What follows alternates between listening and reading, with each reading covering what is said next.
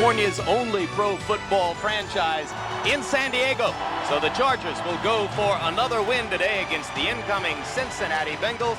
A week ago, the temperature on the field was near 100. Today, it approaches that once again.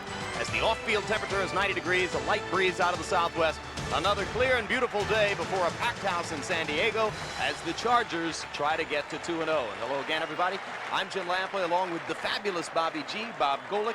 Opposite starting performances a week ago. The Chargers were immaculate. The Bengals, disastrous. No, you're exactly right. The Chargers came out of the blocks excellent. Stan Humphries led that team all over the field. The Bengals, on the other hand, by their own admission, played well for a while, but caused their own demise with mistakes, penalties, turnovers. Felt they should have won the game against the Rams. One thing that won the game for the Chargers against the Seahawks, running back by committee in the absence of Natron Means. Exactly. They started the game out with the bruiser. Leonard Russell attacked that Seahawk defense, got them on their heels down in the trenches. Once they settled in, they threw Terrell Fletcher and Aaron Hayden at them. These guys could bounce it outside, slash back inside, and that defense of the Seahawks never really regained their composure. Amid all that, the winning competence of Stan Humphries. Without a doubt. You know, this is a guy in Stan Humphries that may not have all the statistical numbers that you see in these quarterbacks, but take a look at these numbers.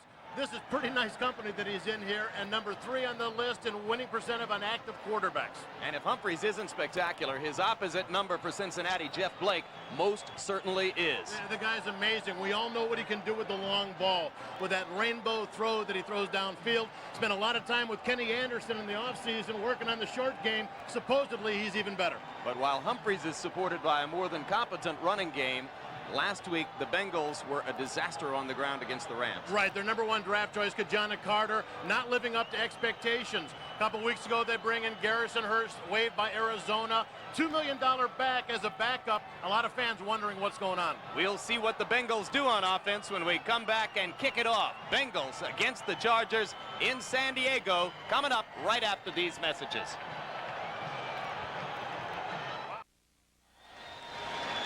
A look at downtown San Diego on homecoming day for former San Diego State Aztec Darnay Scott, second-year wide receiver for the Bengals, who was, in his college days in this same stadium, the all-time leading pass-receiving yardage gainer in the history of San Diego State's receiving corps. He played with Marshall Faulk, and together they gained more yards rushing and receiving than any duo in NCAA history. We spent some time with Darnay yesterday. Mr. Loose and Comfortable, Bob. Boy, I'll tell you what, he is very loose, very relaxed, very loose. And you know what, I'll tell you guys a secret if you don't tell anybody. He runs about a 4.2 in the 40-yard dash. He doesn't want any of the DBs to know about this so he can fool them. So don't tell anybody, okay? And how tough is it to deal with Scott when on the opposite side of the line of scrimmage you've got Carl Pickens, who caught 99 balls a year ago to lead the AFC. That's the explosiveness of the Bengals, who will receive the opening kickoff as John Carney, who had 5 field goals a week ago in the winning effort against the Seahawks, prepares to kick it off. Deep to receive, Corey Sawyer, number 23, David Dunn, number 80. Dunn had a costly fumble a week ago in St. Louis. Kick comes to Dunn at the goal line. Hit at the 15 and knocked down at the 17-yard line. Great special teams coverage downfield for the Chargers, as number 52, Dwayne Gordon, reserve inside linebacker, was the first to get there. And on comes Jeff Blake to lead the Bengals. And quickly a look at the Bengal offensive unit. This is the offensive line that was ruptured so badly by the Rams today. Scott Brumfield brings some experience to the guard position, but they are still woefully inexperienced in the offensive front. Kijana at tailback, Cochran at fullback, the 2 great wide receivers, Pickens and Scott. Tony McGee is a downfield threat at tight end for Blake. Blake making his 27th consecutive start since taking over the quarterback gig, and Kijana Carter gets off to an immensely better start this week than was the case a week ago. Dwayne Harper had the tackle. You're right. You're talking about right now he's at 5 yards per carry. Last week, 1 yard per carry. A long game ahead of him here, but it's a good way to start. And San Diego's defense, excellent against the running game of Seattle a week ago. Sean Lee and Reuben Davis in the middle. As good a pair of run-stopping defensive tackles as you'll find. Junior Seau freelanced a lot last week and had the Chargers only sack. The secondary, particularly safety Rodney Harrison, had a tremendous game. On second down, Blake's throw for Pickens is low, out of reach. Harper was there to defend. And it didn't also look like Pick was actually waiting for or anticipating it at that point. He was starting to make it down. I don't think he expected the ball to be thrown to him. You know, one of the things we're seeing, Jim, right away, too, is that they're trying to get away from the middle of the field. We talked about the youth of the offensive line. Look at it right there. You're seeing he's not really prepared, wasn't in position. They've got a young offensive line. This hard infield, the dirt area, is very hard to get a drive on. 3rd and 6, football at the 21. Need to get it to the 27 for a first down. Carter comes out of the backfield. Blake with the rifle shot, complete to Pickens, has the first down. Terrence Shaw making the stop for San Diego. A week ago, 5 of Pickens' 6 catches came on 3rd down. Look at it, and they're coming up, and they figure, we're going to take these guys at the line of scrimmage. Trying to make a move, Terrence Shaw trying to hit him, but Carl Pickens is a guy that knows how to work just a little bit, just enough room to get himself open for the completion. 99 catches, as we told you a year ago. This year, 7 catches, 6 of them already on 3rd down. He is Jeff Blake's go-to guy, regardless of the brilliance and the speed of Darnay Scott on the other flank. The give, the fake to Carter, and down the middle, the throw is in and out of the hands of Pickens. A free ball almost picked off by number 36, Kevin Ross. 37, Rodney Harrison was also there to defend. Real nice, first of all, real nice play action up front. Froze some of the linebackers, so it gave him some room. But, you know, they got him in a zone. See the linebackers. They come up. They play the fake. Here's the throw. You don't see this normally from Carl Pickens. He is a sure-handed guy. He's not the speed guy, but he's the guy that when you throw it to him, he's going to make the catch 9 times out of 10. He saw Rodney Harrison angling toward him for the hit, and that may have distracted him just enough. 2nd down 10. And this time the give is to Ki-Jana Carter. And Carter is met at the line of scrimmage. Kurt Gouveia, the run-stopping linebacker there, along with Marco Coleman and Lou Bush. And I'll tell you what, first of all, one of the guys you're going to see a lot today, we talk about Junior Seau, but you're also going to see Kurt Gouveia. He's a big part, especially when you've got a guy like Garrison Hurst and Ki-Jana Carter running. Kurt Gouveia brought in to hold down the middle is a guy that Junior Seau just raves about. Rayleigh Johnson and John Perella, a couple of extra defensive linemen in the football game now on 3rd down 10. Blake under pressure, gets away from Sean Lee, drops the football off to Carter, and Carter has first down yardage out to midfield before Kevin Ross gets there to knock him out of bounds. A 19-yard pickup on the 6th catch of the season for Carter. It was Sean Lee who almost got to Blake but couldn't wrap him up. Nice job. You're going to see Junior Seau blitzed. Sean Lee's looped around behind him and came free. But for a young guy, Jeff Blake very aware. Knows he doesn't have to run far. Just sidesteps enough to get himself a little room. Finds a safety valve there in Ki-Jana Carter. And Carter, once out in the open, hey, not a hard run.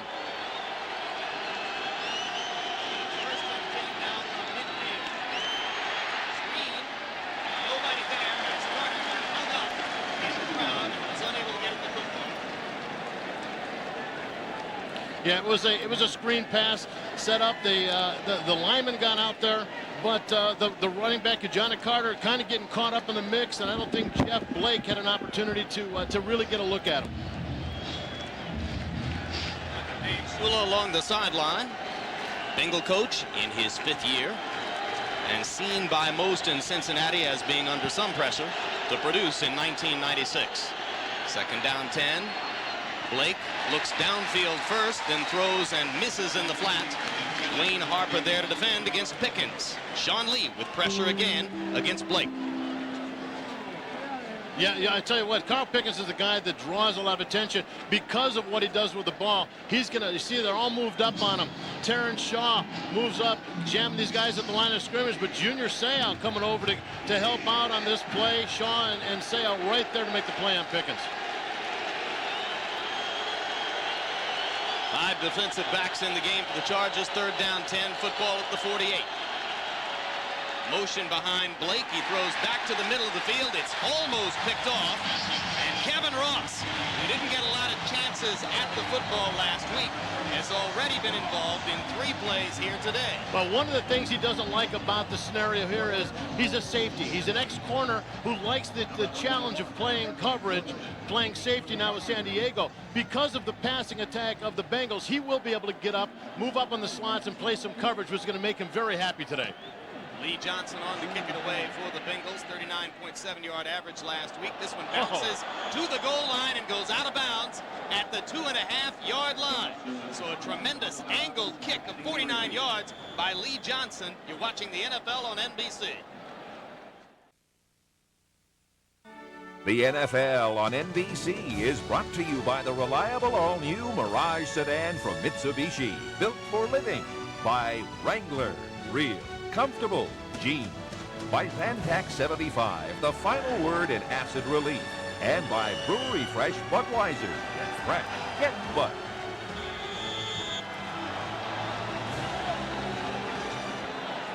Back to San Diego, where the San Diego Chargers start their first possession of the day versus the Bengals at the 3-yard line. Leonard Russell starts the day at tailback for San Diego, takes the football and pounds forward for a gain of about 3. It will be 2nd down 7. Quickly a look at the offensive personnel for the Chargers as Dan Wilkinson makes the stop for Cincinnati. Harry Swain, Eric Moulton back in the starting lineup at guard today. Tony Birdie, who did a tremendous job a week ago against Cortez Kennedy, will rotate at both tackle and guard on the left side. Russell starts at tailback. You know he'll be followed by Terrell Fletcher and Aaron Hayden. Tony Martin, not doubled a week ago against the Seahawks, came up with 7 catches. 2nd down 7. Papunu in motion behind Humphries. And Humphries completes it downfield. Tony Martin rapidly becoming one of the premier possession receivers in the NFL. Makes the catch for 10 yards and a San Diego 1st down. And easy enough, he did the short roll out to the right-hand side. He had a linebacker underneath. He had Bracy Walker deep, but nobody on Tony Martin in any room to make a reaction, to make a plan. Look at all the room he's got there on the sideline. He had that for about 5 seconds, and beautiful hands and concentration and keeping the feet in. Martin, the former college quarterback from Mesa College in Arizona. Leonard Russell gets the call on 1st down and moves the football out close to the 20-yard line. Let's take a look at the Bengal defense. Steve Tovar and Gerald Dixon making the stop on that play. The big key to the Bengals this year defensively, Dan Wilkinson coming into his own at defensive tackle. This week they are missing former #1 draft choice John Copeland at defensive end, so they're a little thinner along the defensive line. Tovar and Francis Head, a good linebacking core. Ashley Ambrose coming over from the Colts, made a big impact at cornerback a week ago. 3 free agents brought in to shore up the secondary for Cincinnati. Humphries' throw is downfield and behind Tony Martin. So the incomplete pass will lead to 3rd down, 9 yards to go. Football at the 17, San Diego. Yeah, Stan Humphries at that time, they ran a play action, but you could tell right from the beginning he had his eyes set on Martin. Ashley Ambrose, who had a great game last week, had an interception. They're saying should have had a couple of more, covering him very closely. Terrell Fletcher enters the game at tailback on 3rd down. Charlie Jones comes in as a 3rd wide receiver along with the starters Coleman and Martin. Jones is number 17. 5 defensive backs in the game and a blitz coming for Cincinnati. Humphries gets rid of the ball against the blitz, but had no chance to complete it to the intended receiver Fletcher. It'll be 4th down and a punting situation for Darren Bennett and the Chargers. Now, you saw a lot of blitzing last week with Cincinnati. They brought the linebackers quite a bit to disrupt things. Also, they like to bring Corey Sawyer. He is a guy that is very good at blitzing, that time getting into the face of Stan Humphries. 44.7 a year ago for Bennett, 43.7 last week against the Seattle Seahawks. Pro Bowl punter hits another skyrocket. It chases Corey Sawyer back to the 20. He has to let it go. A huge field position reversal off of the 66-yard Darren Bennett punt. How good is the guy from down under? San Diego pins Cincinnati inside its own 20. It's 0-0, and we'll be back. We bring you back to San Diego with a look at the dangerous Jeff Blake of the Bengals. Yesterday, Bob, we asked San Diego coach Bobby Ross, did he want to hem Jeff Blake in and keep him in the pocket? Or did he want to apply pressure and force him out of there? And he said, well, you're kind of damned if you do and damned if you don't, but probably better to keep him inside the pocket. Better to keep him in the pocket. And especially when you have some great, big, strong push guys on the inside that can get in his face and take his vision away. 1st and 10 from the 17-yard line. Pitch to Ki-Jana Carter, and Ki-Jana cuts through the hole. Bounded to the turf by Kevin Ross, who again is around the football, but it picked up a 5. It'll be 2nd down 5 with the football across the 20 to about the 23. Junior Seau trying to make a move. You see him right there. Watch him as he comes up. He picks the wrong hole and trying to attack, gets caught behind the lineman, just giving Ki-Jana Carter the room to run. And when you said that Kevin Ross made the hit, I think Ki-Jana had a little to do with that hit too.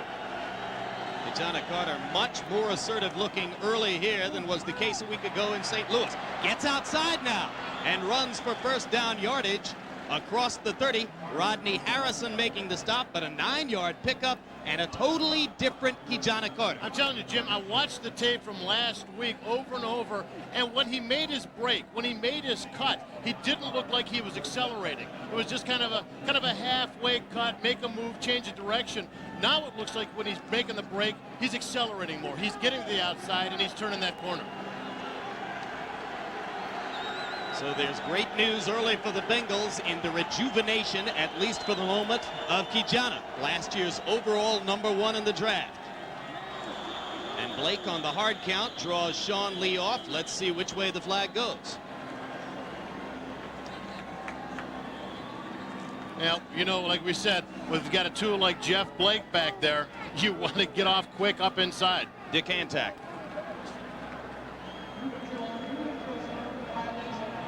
Number 98 in the neutral zone, causing the offensive player to move. 5-yard, still 1st down. Well, the reality there, normally if the defensive player jumps, the offensive guy reacts, and if the defensive player tries to get back, he's going to get the benefit of the doubt, at least the first time. But this time he went straight in, kind of like Howie Long used to do back in the old days. He would run about 5-7 yards down to the backfield and probably just wait for the whistle to get blown. On 1st down 5, Blake throws, intended to Pickens. Terrence Shaw is there to get physical with Pickens and force the incompletion. Well, we know that Pickens is a guy that's got the good hands. This matchup has been there all the game so far. Very close coverage. Nice move by Pickens, but great reaction. Look at the comeback. Look at the awareness, the body awareness of Terrence Shaw as he gets back and makes the play right as the ball gets to Carl Pickens. If you're going to limit Carl Pickens, you've got to fight for the football, because that is his stock and trade, taking the football away from defenders downfield. 2nd down 5. Chargers showing blitz in the middle with Junior coming. Ki-Jana gets the call, and the run goes for naught as they run right into the teeth of the Charger defense. Yeah, Ki-Jana's not really, we watched him, they tried to run a lot of inside last week. He's not getting it done inside. This time it's a little more difficult because you've got the blitz of the linebackers plugging up the holes. Every available hole is just filled up right here. And Marco Coleman right in the middle. You see Junior coming in late, but great play up inside. Reuben Davis was the key to stopping it all up. He's one of the hardest defensive tackles in the league to run against. 3rd down 5. Blake only 2 for 8 at this point. He was close to 70% preseason. Fakes the pitch to Carter, and it is dropped by number 82, the tight end, Tony McGee, and that's an inexcusable droppage by McGee. You don't normally see that from Tony McGee. Tony McGee was a very good blocker. He's a very good all-around tight end for them, but he is a guy that normally will make the difficult catch. If it's thrown low and away from a defender, if it's thrown high to get him away from a linebacker on coverage, he's able to make that catch. You don't normally see that. Johnson's first punt for 45-yard pinned the Chargers inside the 5-yard line, but over the long haul, the Chargers would gladly engage in a punting contest between their guy, Darren Bennett, and the veteran Johnson. Here, Darian Gordon takes the football at the 20 and finds a seam for a moment before being belted down by number 89, Marco Battaglia, the rookie tight end out of Rutgers. So Battaglia with a good downfield tackle. Chargers have the football when we come back to the NFL on NBC. We are back in San Diego, where our own Golden Domer, the fabulous Bobby G, still gets a lump in the throat when he sees a promo like that, right? Yeah, and I got a lump in the throat Thursday night when they had the tough one against Vandy. But Notre Dame, you know, sometimes they play close. The games they should win big. The big games, they always go out there and perform. Always. Well, not always. Terrell Fletcher on first down for the Chargers. Gets a gain of a couple at most. It'll be second down 8. Yeah, that was a full second half lump in the throat the other night, huh? Couldn't watch it, Jim. Had to turn it off. they do have they do seem, the games are supposed to blow people out. A lot of times they play it a lot closer than people would like to see, but they do play some of the strong teams very, very well. How accommodatingly entertaining of them. Yes, they are. Maintain a little competitive suspense for all of our benefit. Second down 8, football at the 26. Scoreless first quarter between the Bengals and the Chargers. 7:37 still on the clock. Humphries throws in the flat to Terrell Fletcher. Fletcher sneaks past the first down marker and steps out of bounds at about the 36-yard line. A pickup of 11 before Jimmy Spencer was there to make the play for the Bengals. Well, first and foremost, the protection was great.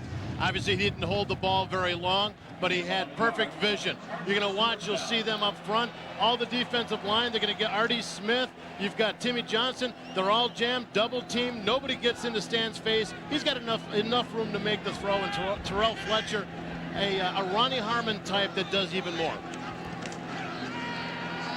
First down, Humphries throws. Complete to number 83, Andre Coleman. Don't let him into the open field. One of the premier kickoff returners in the NFL is deep into Cincinnati territory on the 32-yard gain. Big downfield block by number 89, Shannon Mitchell. Boy, I'll tell you what, he got enough on his own. You'll watch the throw here as they try the deeper slant. They go to make the play, which you do once in a while, but watch, coming up right here, Shannon Mitchell with a beautiful block on number 27, Bracy Walker, to pick up an extra 10. Tremendous play by Mitchell, number 89, who's making his mark as a pass receiver. 2 catches a week ago and a couple of more that were nullified by penalty. But they were big catches for first down. Leonard Russell back in the game at tailback, and Russell is snuffed at the line of scrimmage on a good corner tackle by Jimmy Spencer. Now, won't they take him to the sidelines and say, listen, Leonard, we've got Terrell, we've got Aaron. Those are the guys we want bouncing it outside. We want you to stick it down their throat. The hard thing here, though, and anybody who's played on the hard infield dirt knows that for an offense to get the footing and to get the forward drive, it's very difficult. That's why a lot of times you'll try and get to the perimeter in this area. Russell still in the game at tailback on second down short. The throw from Humphries to Tony Martin. And Martin shows his capacity to hold on under pressure from Ashley Ambrose.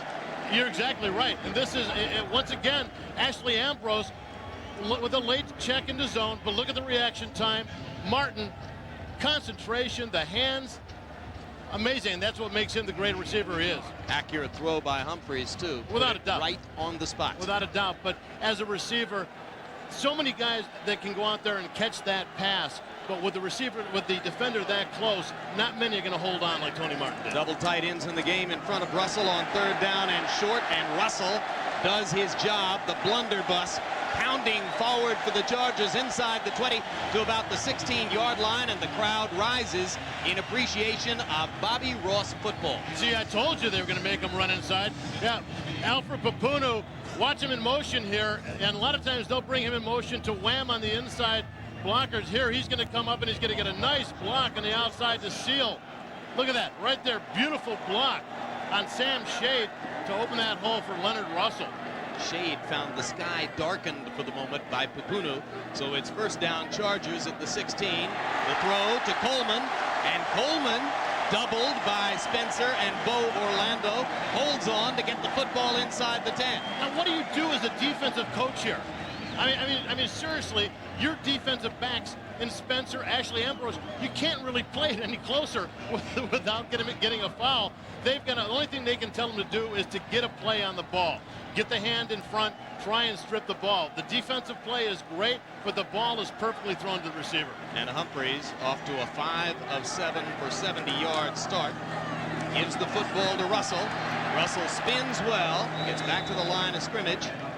and tries to lean forward for the first down. It was a 9-yard gain on the throw on first down. James Francis, number 50, with the open field tackle there against Russell.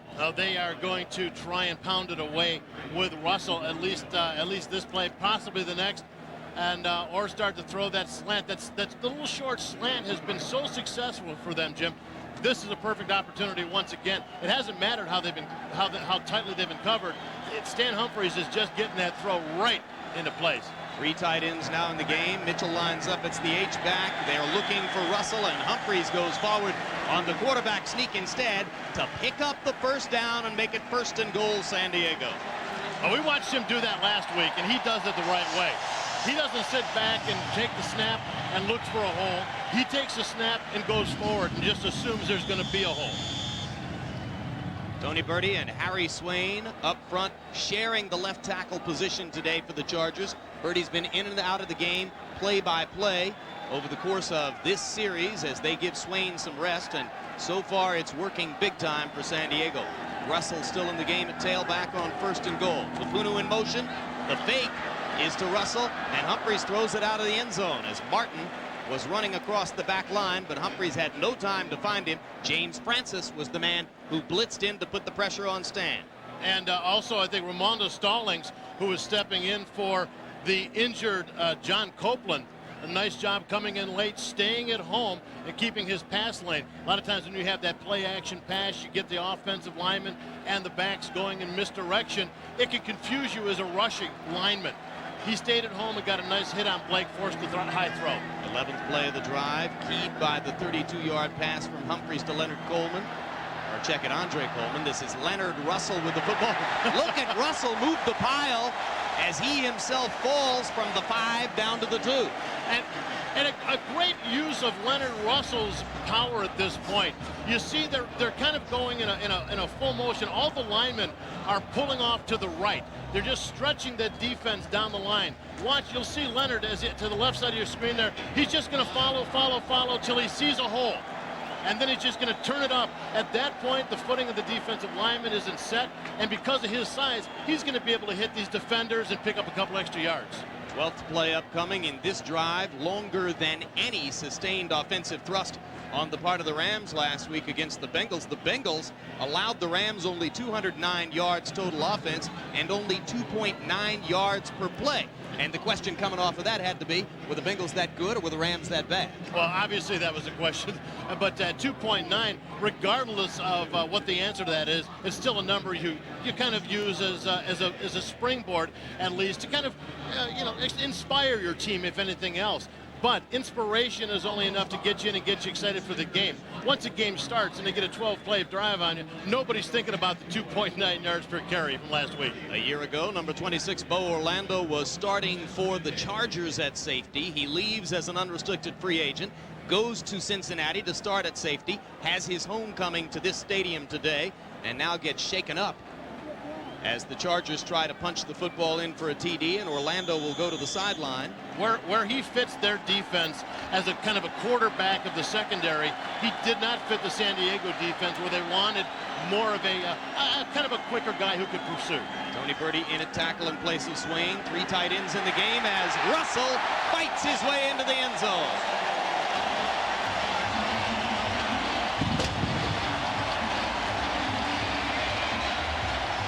Well, the one-time star runner of the Patriots was a non-person in Denver a year ago, came here at the minimum salary, and has been given new life by Bobby Ross. And you watch him run. He didn't really have to bowl anybody over. He got some great blocking up front. And when you talk about the blocking in this team, it's not just the offensive tackles and guards. Those tight ends figure in so dramatically. Carney, 17 points in the win a week ago, adds his 18th point of the season here. Leonard Russell with the touchdown run, and another look at the Chargers' sea of blockers. Yeah, Papunu once again sealing off the outside. San Diego 7, Cincinnati nothing in the first. The NFL on NBC comes back.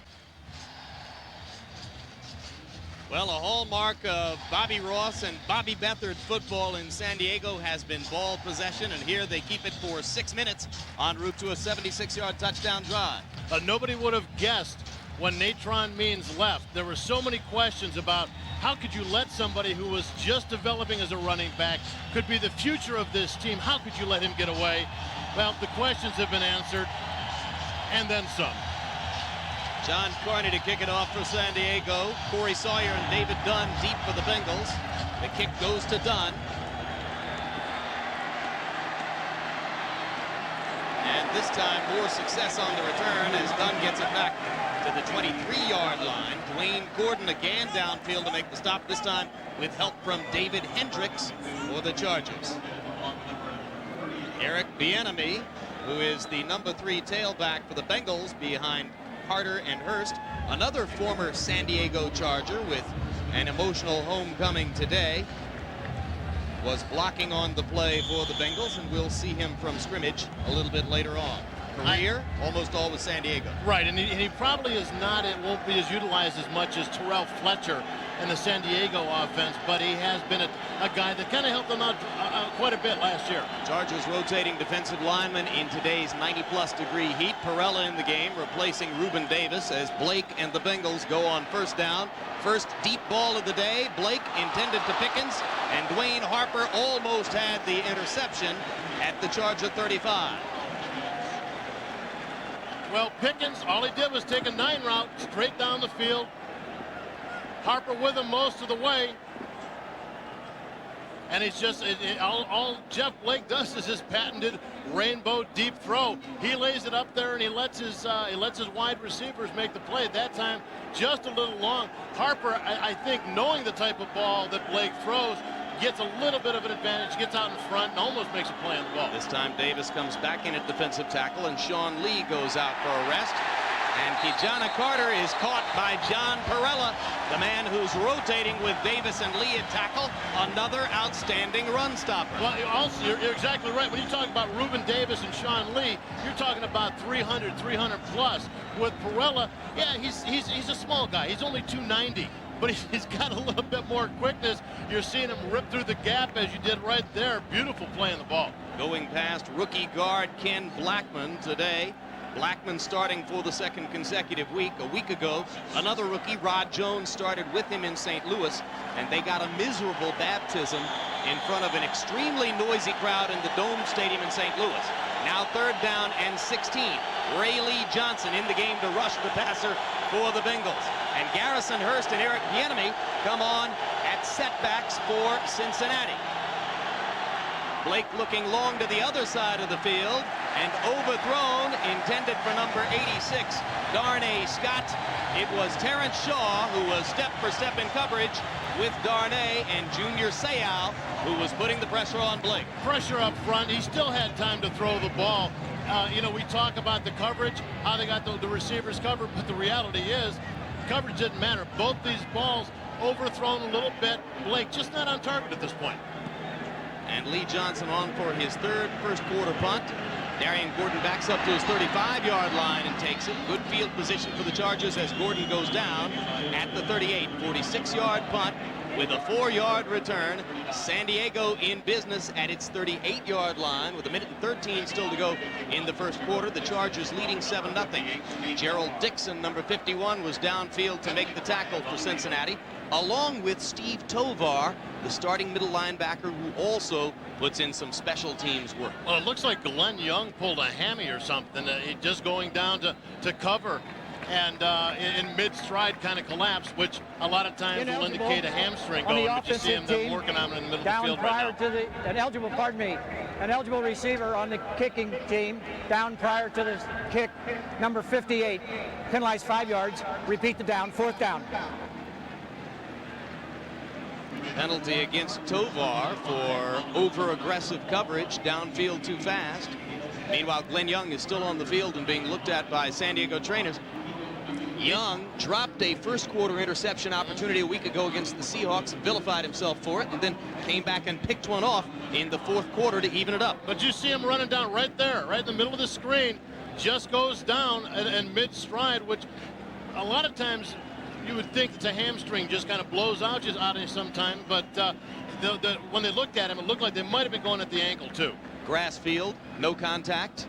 You know, could have stepped in a little hole, a little rut, and got a little twist on the ankle. But more than likely, when you see a guy just totally collapse like he's been, like a sniper got him, it's a hamstring. Of course, you talked about the dirt of the infield, and you have the San Diego Padres threatening now to extend the baseball season about 2 or 3 weeks beyond where it would normally end in this city. And I'll tell you what, it really is an ugly thing, because the cleats, you just can't get them in. You just can't get them dug into the dirt, especially in a hot day like this. The sun's out. It's been baked really hard. That's why you've got to try to do something that's going to get you to bounce it outside onto the grass or the short pass game. And then when you arrive on the grass from the dirt or vice versa, there is that little change in purchase which can throw you off just a tiny bit when you're at full speed. Now, I didn't run fast enough to have it affect me, but some people it does. I was talking about full speed. Lee Johnson again. Gordon watches this one as it rolls along the sideline, curls back toward the inbounds, and goes to the 34-yard line. So, despite the penalty, because of the 57-yard punt from Johnson, the Bengals get just a little bit better deal out of it the second time around, and San Diego will start at its 34 instead of the 38. Well, San Diego, beautiful drive last time. And it's just kind of a carryover from last week. They're doing the same things with the running backs they did last week against Seattle. Stan Humphries. 5 of 8, 72 yards. Exactly. When he's on, things are going right. The offensive line has given him plenty of time to get the ball out to the receivers. Terrell Fletcher in the game at setback for the Chargers on first down. Humphries has Fletcher in the flat and throws to him after looking downfield, and Fletcher with a sidestep gains about 8 yards. Should have been no gain. Oh man, he is shifty, is he? He gets that little ball, and they reacted quickly out there. They saw him drifting out into the flat. They know they like to throw it to him. But the problem is, once he gets the ball, you don't know what's going to happen. Watch it. Right here, he's just going to get the ball. You got him pinned. You got to use the sideline. Ashley Ambrose had an opportunity to pin him against the sideline, make the hit or drive him out of bounds. Tried to play him straight up and got burned. Fletcher leaves. Aaron Hayden in the game on second down, 2 yards to go. Football at the 43. The give is to Hayden. He sidesteps the first tackler and gets the first down. Well, good continued running by Aaron on that one. He got kind of like stopped in the backfield, got his acceleration going. One of the things you're seeing with the San Diego offensive line as they lead their blocks for these guys is they're sustaining their blocks. They're staying on these guys. They're not hitting them and letting them go. That's why they can't get a grab on the running backs. And on that play, the first quarter clock expires. So, 1 quarter in the books in San Diego. Chargers lead 7-0 over the Bengals. The NFL on NBC returns after this.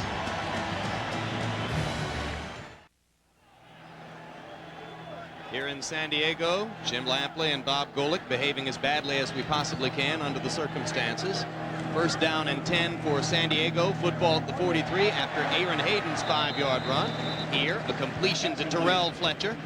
And the Bengals treat Fletcher with extreme care along the sideline, holding him to a 6-yard gain. You're noticing that, aren't you? They're giving him a little bit more room. They're saying, hey, you might be able to make that play, make that catch, but we're going to pin you this time. We're not going to let you sidestep us and make us look stupid on the sideline. This time, Ashley Ambrose making sure.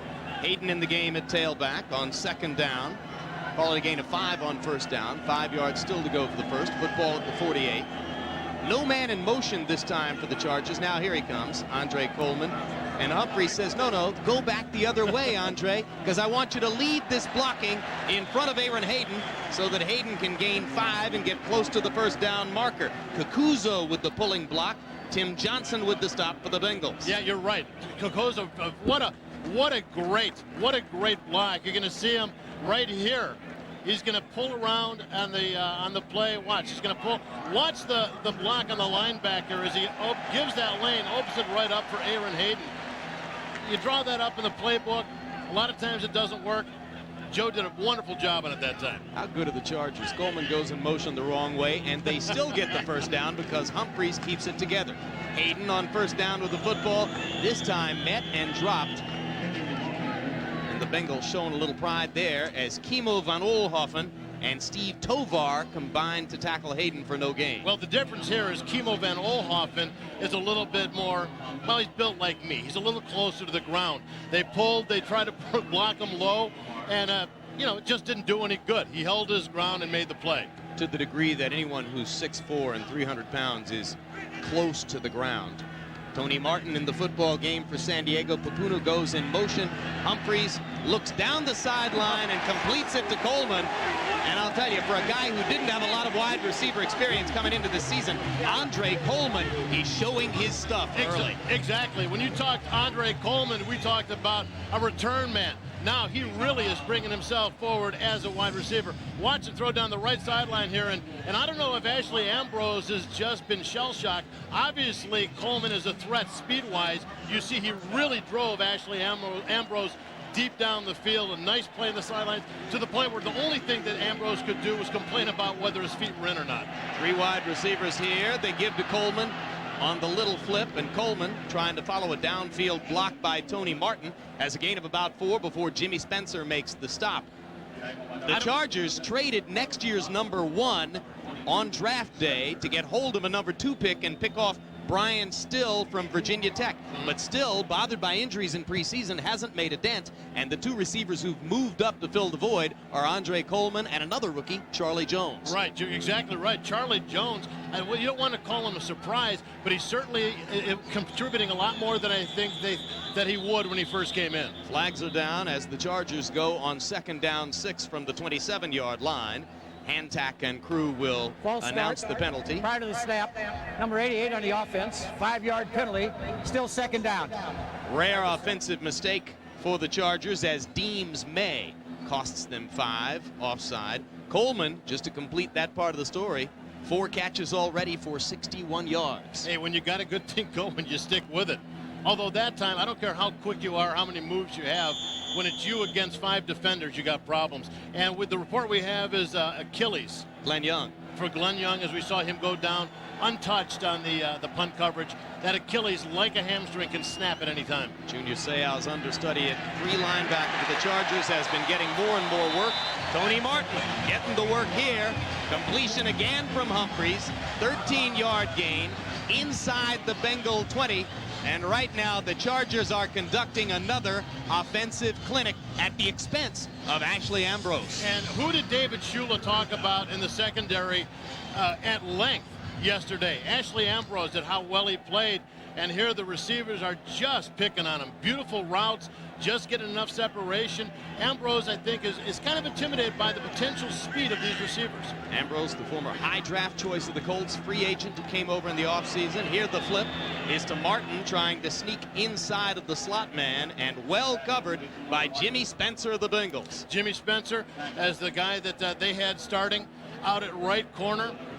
There's some good players out there. You have also playing Corey Sawyer, Rod Jones, who they had released and then brought back about 10 days later. So definitely some depth. Obviously trying to maybe leave Ashley Ambrose alone a little bit, go pick on the other side. Well, a year ago, the pass defense for the Bengals was historically bad, one of the worst in the history of the league. So they went out and got 3 secondary free agents, and Spencer was one of them. On 2nd down 12. Humphreys throw to Shannon Mitchell. Mitchell's been doing some hard work blocking. This time he gets a close-up look at Steve Tovar. Well, he made some nice catches like we mentioned before last week, but Tovar is probably one of the more athletic inside linebackers, middle linebackers that you're going to get. Not only does he have the power to make hits like that and stuff to run on the inside, he roams the field literally from sideline to sideline. So a chance now for the Bengals to stop the drive. 3rd down 12 from the 21. 3 wideouts. Humphreys in the end zone. Tony Martin, touchdown. 21-yard TD. Perfect throw, perfect pattern executed by Martin to beat double coverage.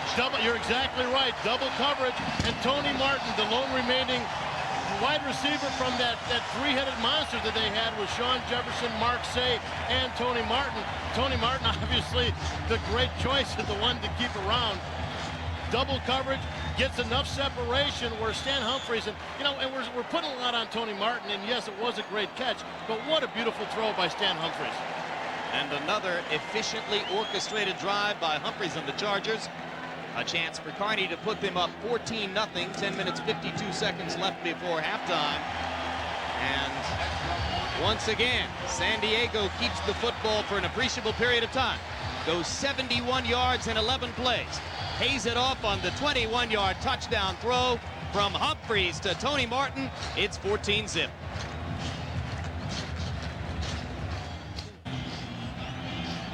Temperature on the field right around 100 degrees already. The Bengals defenders have spent more than their share of time out on the turf in the first half. And San Diego has ground out a 14-0 lead over Cincinnati with 10:52 still left before halftime. Carney puts the foot to the ball. This time it goes not to Dunn but to Sawyer.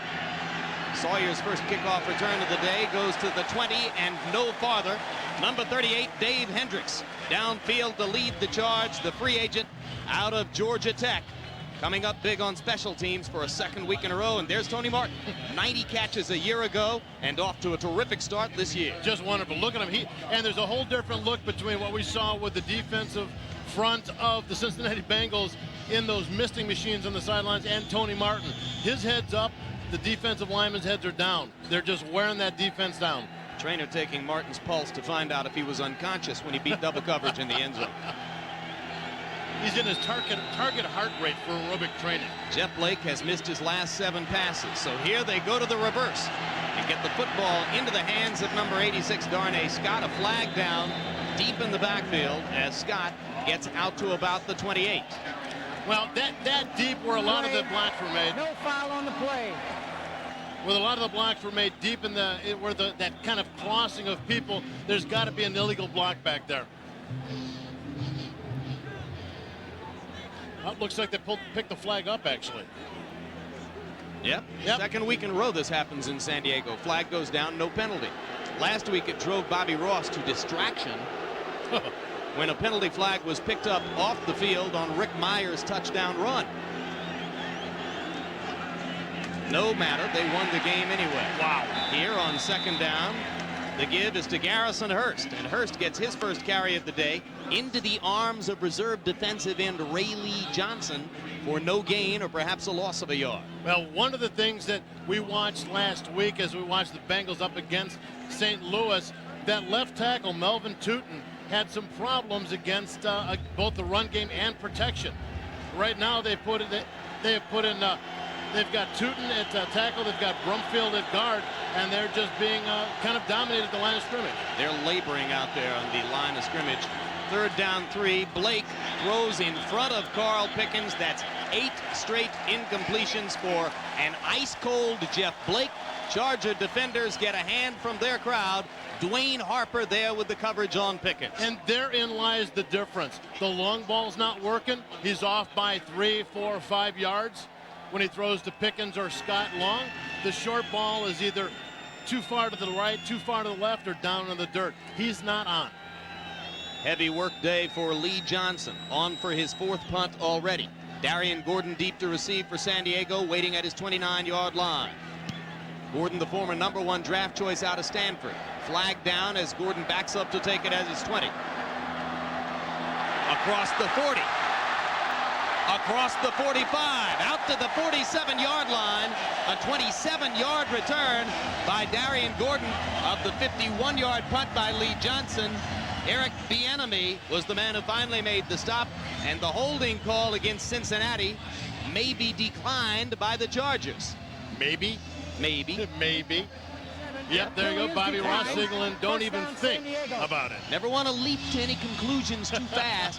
9:08 to go before the half. The NFL on NBC returns after this.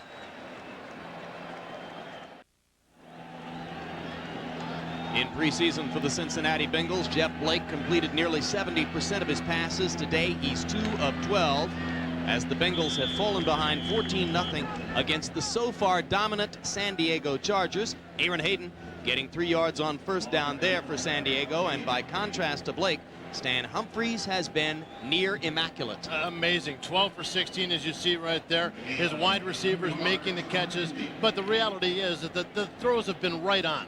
They've been covered pretty well, and Stan has just laid the ball exactly where it needed to be caught. If this is your first view of the Chargers this year, the number 22 on the helmet commemorates the life of running back Rodney Culbert, killed in the Value Jet air crash in May. Humphries' pass completes to Aaron Hayden, and Hayden has another San Diego first down into Bengal territory at the 41-yard line. 10-yard pickup for the Chargers. And you can tell when things are going good for a team. Not only do you see nice plays like that by Aaron Hayden, but you also see offensive linemen running 10, 15 yards downfield to make plays. You watch at the end here, you're going to, after Aaron Hayden makes the run, look at, you've got Derek Brills, you've got a bunch of the offensive linemen down there to help out. Joe Kokozo down there to take shots at some of the smaller defensive backs. Number 65, Troy Sienkiewicz, the reserve offensive tackle, was downfield blocking. Here, Hayden runs behind Eric Moten and Courtney Hall and has a gain of a couple before Artie Smith makes the stop for the Bengals. You know what? We talked to Dan Wilkinson yesterday, and one of the things that he had mentioned was that they felt that when the offensive line or when the offense was struggling, they had to spend too much time on the field. They didn't want it to happen today because they knew it was going to be warm, for one, and they also knew that this team could get some drives going. First overall pick in the draft back in 1994, coming into his own in preseason this year. Humphries on second down, throws to Tony Martin, and Martin has been so far an insoluble problem for the Bengals. Jimmy Spencer makes the stop, but Humphries delivering the football right to Martin underneath the coverage. What a great job of coming back for the ball. Watch him drive him off. He's got Jimmy Spencer working down the sidelines, driving it hard, and then just coming back. Look at that. Didn't come back far, just enough to keep the separation and go up for the perfect throw. That's what happens when a quarterback and the receiver know each other so well. Exactly. The timing on the throw can be perfect. Stan will know where he will be when he makes the break. Martin, 6 catches for 59 yards and the touchdown. Now the screen to Terrell Fletcher. Fletcher having another big game for San Diego. After 7 carries for 49 yards a week ago, gets it down to the 15, and the penalty flag goes down after a 13-yard gain. Humphries to Terrell Fletcher. Well, Terrell Fletcher, he was the guy that supposedly was going to come in and replace Ronnie Harmon. The reality is Terrell Fletcher does more than Ronnie Harmon. Terrell Fletcher can run out of the backfield. Team number 89, continuation foul. Shannon Mitchell Can trying to add one last downfield block. First down. Costs his team yardage. Now, like I said, they get excited when things are going well. They're hustling downfield. They want to help out, make the extra blocks, take one more guy out, and it's a momentum thing. He won't get yelled at tomorrow in films. He won't get yelled at too bad. Although that's an effort penalty, because right? It's an effort penalty. He's out there, he's hustling, he's downfield trying to make a play. But he'll be told not to do it again. So they'll move the football back to the 30-yard line, and it will be first down, 13 yards to go from there. Hayden in the game now at setback as the Chargers continue to rotate all 3 setbacks, and Humphries, I think, is going to take a timeout here. And after a long chat with Dick Hantak about his plan, should I take a timeout here, Dick? What do you think?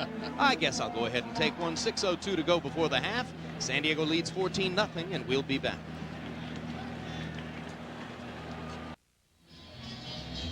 Six minutes left before halftime, and at this moment, the Bengals' imperative, Bob, is to stay in the game. Yeah, they're trying to, and right now, all David Shula wants to do is trying to keep points off the board, get these guys into the locker room, let them relax, let them cool off at halftime. They already have Bo Orlando in the locker room getting hooked up to an IV. They're suffering from heat because they've been on the field so much. Chargers with 1st and 13 after a penalty. Good job by the Bengals against Aaron Hayden and the San Diego sweep. And a flag down again.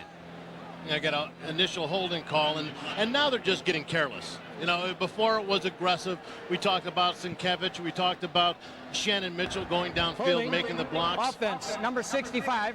Yep, there's 10-yard penalty. Sienkiewicz, reserve offensive tackle, getting a chance to play in place of Vaughn Parker on this drive. He's been blocking like a wild man, and here he draws the holding call. Yeah, it's just come off the ball, locking up, and you see his arm. Look at the arms are wrapped around the body. Now, that's not even close to being within the rules. That is something that And that's the key for an offensive lineman, is just stay close to being within the rules, Stay right? close. Get the hands in front. Hey, they'll let you grab the jersey as long as it's on his chest. First and very long now. And Humphrey's throw is over the head of Andre Coleman as Coleman filters through the secondary. Okay. Show me a legal hold. Here it is. Legal hold. They will grab, but as long as it's within the framework of the body. Okay, this is legal. That's right. This is legal. Anytime you go outside of the body and start doing this or under here, that's when you're going to get called. There Flag you down. go. Right. Okay. Take that back. That's nasty.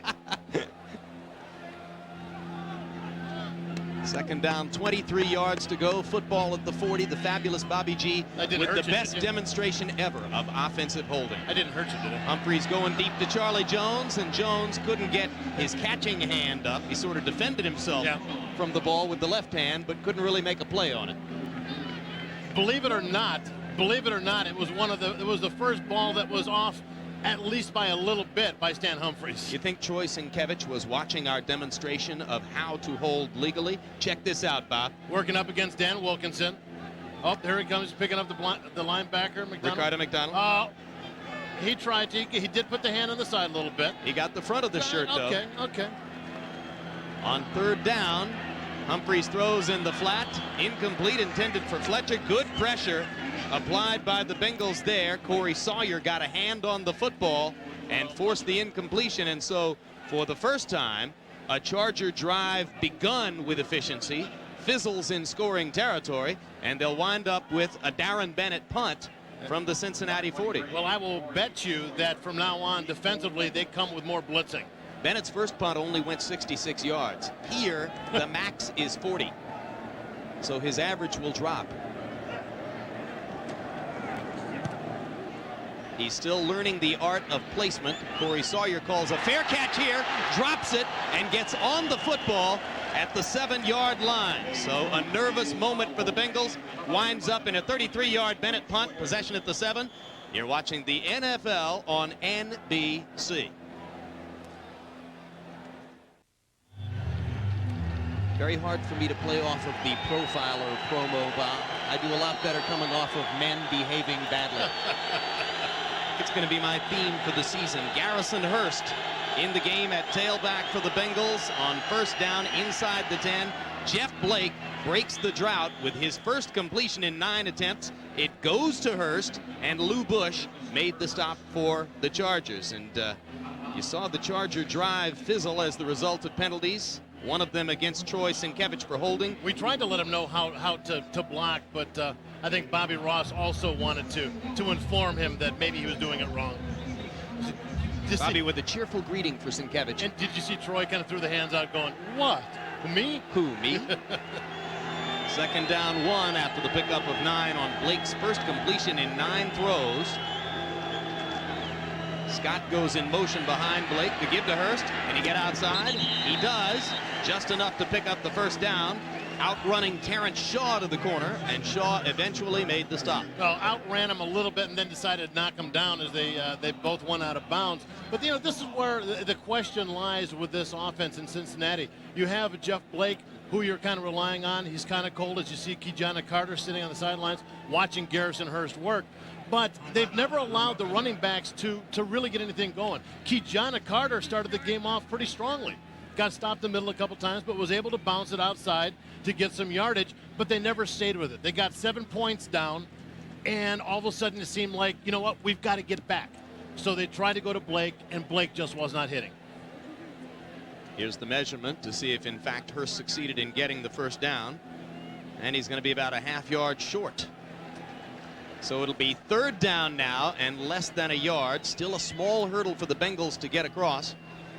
And quickly, we welcome the Blockbuster Video Blimp and its crew to today's telecast. Piloting the Blockbuster Blimp is Captain Chuck Smith from Stratford, Connecticut. A week ago, we had some beautiful aerial shots of San Diego, and it's an even more spectacular day today. Man. You looked at the sky, Bob? No, I don't, Jim. This is cosmic. I just remembered something. What's that? You live in the smog? No, I've got 3 videos I forgot to take back. Oh. Oh, man. Well, maybe that's why the blimp is here. Maybe they're here to reel you in, big man. And a laser disc. Man, my extended viewing fees are going to be astronomical. They might repeal your blue card. 3rd down and less than a yard for the Bengals. Long count. Blake giving to Garrison Hurst, and Hurst with second effort has the 1st down and more. Out near the 25-yard line, Kevin Ross making the stopping tackle for the Chargers. Garrison Hurst, seeing the hole, exploding through it. You know, maybe he's somebody with experience that sees that hole a little bit quicker. A lot of people thinking Kajana maybe isn't committing himself to these holes, isn't sure about his reads to this point. He feels he should be in there all the time. He feels that he did enough to prove himself. But unless you're on the field in regular season games, you have not proved anything to coaches. And in film, Hurst will get to say, hey, I sidestepped Junior Seau. And then the coaches will say, yeah, but on the next play, you dropped the pass. There you go. And Kijana says, well, I didn't drop any last week. I had 5 catches. Well, Garrison Hurst is a guy that they really did. When he was in Arizona, basically their guy out of the backfield was Larry Centers. You know, he was about the 1,000 catches a year. Exactly. So Garrison wasn't called on to do that much catching. He says that he's kind of picking it up a little bit, but obviously not to the point of total success. 2nd and 10, and this is where it starts to get tough for Blake and the Bengals. Heavy pressure on Blake. The throw delivered just a little too quickly.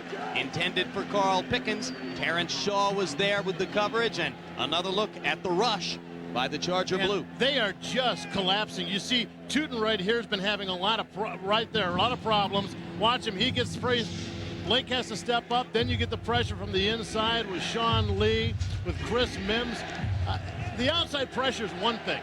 But if a quarterback can't step up away from that pressure to get the ball off because he's got a big old 320-pound defensive tackle in his face, he's not going to complete a pass. 3rd and 10 from the Bengal 24. Bieniemy in motion. Blake looks to Bieniemy, gets him the football, and the former Charger is close to a 1st down at the 33-yard line. Junior Seau was there along with Shaw to make the tackle. Boy, they just gave him quite a bit of leeway there. Bieniemy wide open, sitting out as a safety valve.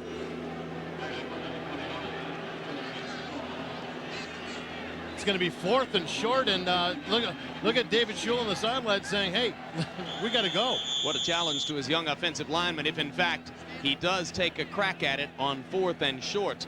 And this is something that you can safely do with all pro offensive linemen up front. But when you've got a rookie guard, a tackle who's having difficulty, a journeyman center who's never started before, well, this is a moment of danger for the Bengals upcoming if, in fact, this measurement proves them to be short.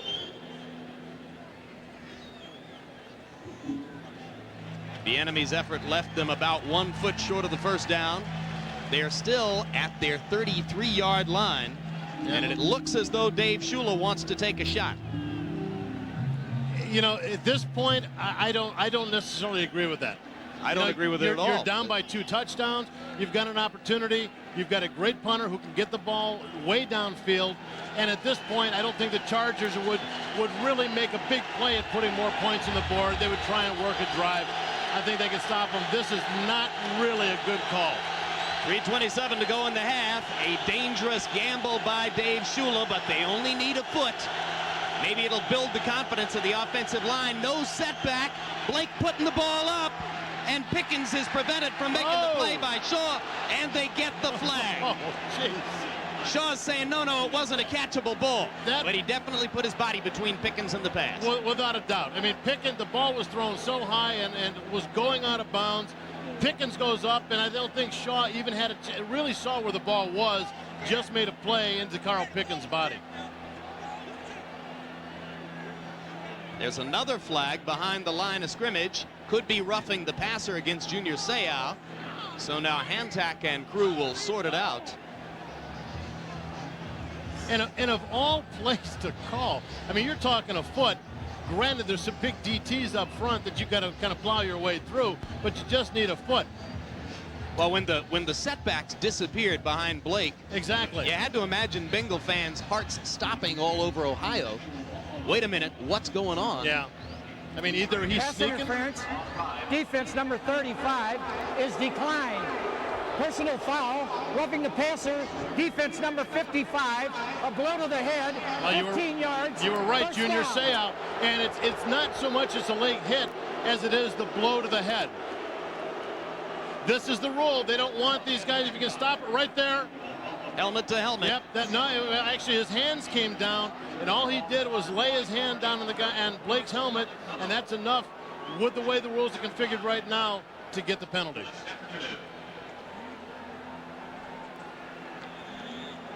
So Junior didn't exactly take full advantage of the opportunity to level Blake, but just enough to draw the flag, and it gives the Bengals a first down out at the 48-yard line. So a big boon to Bengal field position there.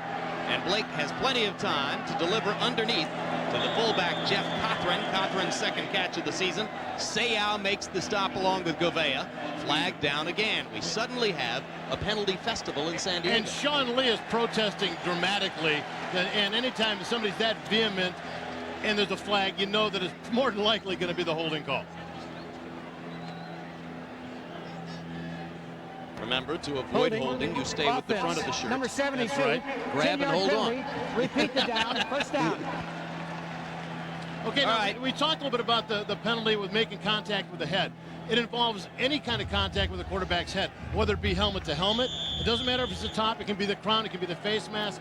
Or if you're coming to swat the ball down and just in your motion of your hand just makes contact with the guy's head, that will be a penalty. Any contact at all, whether it's violent or not. I was worried about you there, Bob, because you didn't have your helmet on. First down and 20. The pass is complete to Pickens, and Pickens is run out of bounds by Rodney Harrison, but not before the pickup of about 12. It'll be second down 8 with the football now into San Diego territory. And more importantly, they get it out of bounds also. Stopping the clock. They're starting to, and it's always a tough call when it's 4th and short, especially in that part of the field. Very dangerous call by Dave Shula. But the reality is, as you had mentioned going into the play, it could serve as kind of a catalyst if they have success. Kijana Carter back on the field now, tailback, number 32. Second down 8 for the Bengals. And Blake again has time to deliver, and this time finds the tight end, Tony McGee, down the middle, and McGee is inside the Charger 30 to the 27-yard line. A pickup of 23 yards before Harper and Harrison made the stop. Well, always been one of the big strengths of Tony McGee is his ability to find some open space. Right now he's snuck behind the linebackers. He got in front of the safeties, pretty much sitting there wide open for Blake to throw the ball to him. And the key now is Blake is starting to get a little more accurate with his throws, which is just inevitability. And the Bengals allow the 2-minute warning to arrive, saving all 3 of their timeouts. Chargers lead 14-0 and will be. 2-minute warning being completed here at San Diego with the Chargers lead 14-0. Chargers put together 2 long drives for touchdowns. A run by Leonard Russell, a pass from Humphreys to Tony Martin. This is the first legitimate scoring threat for Cincinnati. On first down and 10, Shula gets it, or check it, Blake gets it to Pickens, and Pickens goes into the end zone for a 27-yard Bengal TD. Well, and it seems just like minutes ago, we talked about the decision to go for it on 4th and a foot. And because of the penalty, I guess that's why this man gets the big bucks. Watch this here. Carl Pickens just making the break inside. Terrence Shaw bites on it, leaves him go, lets him go, and figures the safety's going to be there to make the play. The safety, Kevin Ross, overcommitted to the outside a little bit, it looked like. Like he thought that maybe Pickens would take it down the sidelines, not able to react back enough in time to make the play. Doug Pelfrey, one of the more accurate kickers in the league, pounds it through the middle. 9 plays, 93 yards. Bengals pay it off on a touchdown pass from Blake to Pickens and slice the lead to 14-7.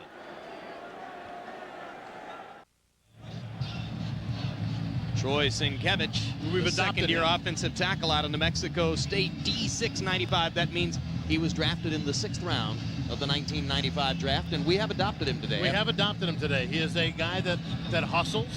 We see him running downfield. In this heat, an offensive lineman doing that kind of extra work, we are going to give him the airtime and the notoriety that he deserves. He hustles, he blocks, he holds. He holds. He does some of the standard things for an offensive lineman in the NFL. They all cheat. Lee Johnson puts the foot to the football.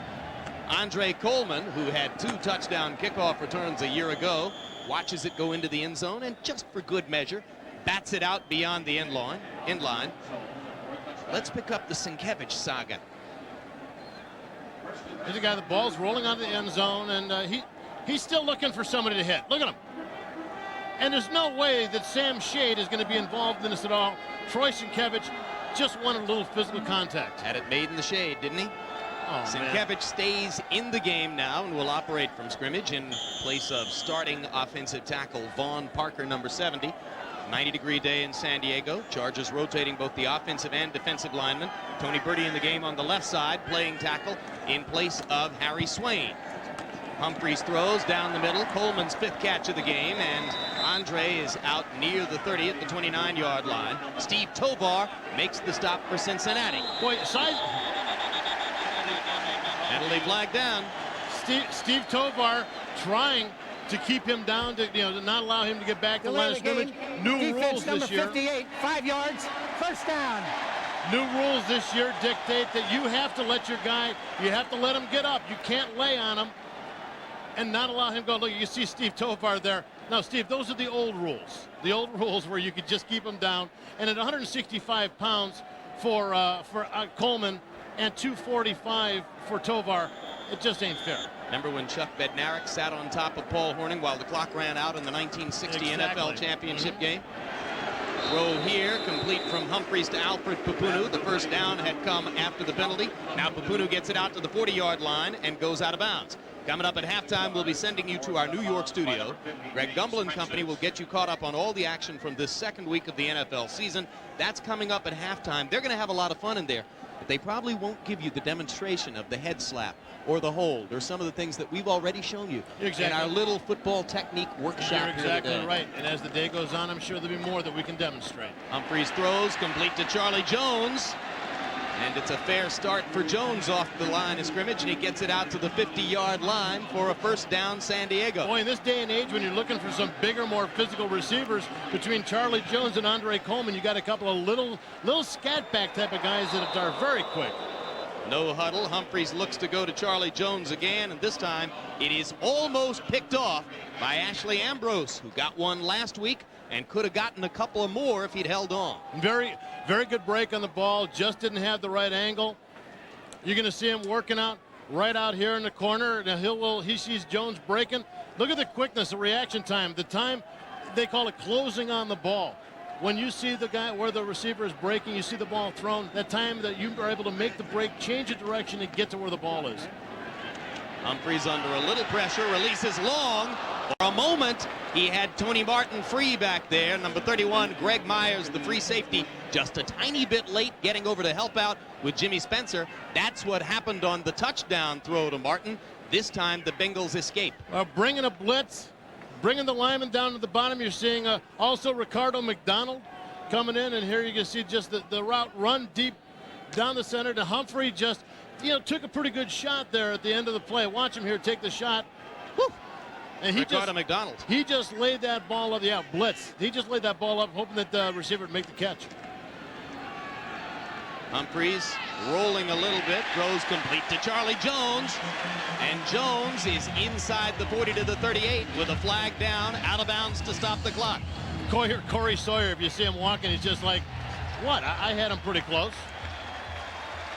And it looks like flags initially, the call looks like holding, defensive holding.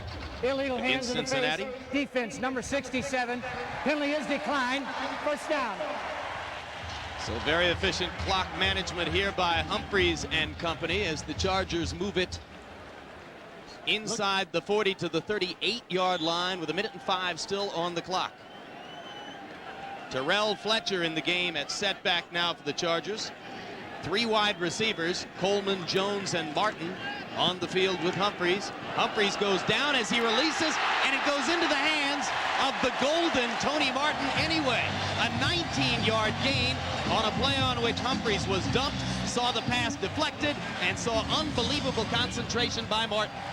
You're exactly right. Concentration on Martin and also concentration on Stan Humphrey. Watch Martin here as he makes the break into the inside, covered very closely by Spencer.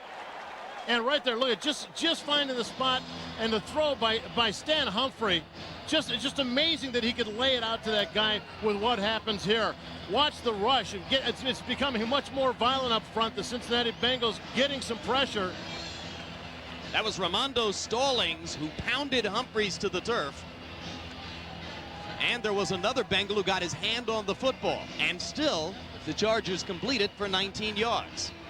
So it'll be 1st and 10 at the 18. Chargers have used their second timeout.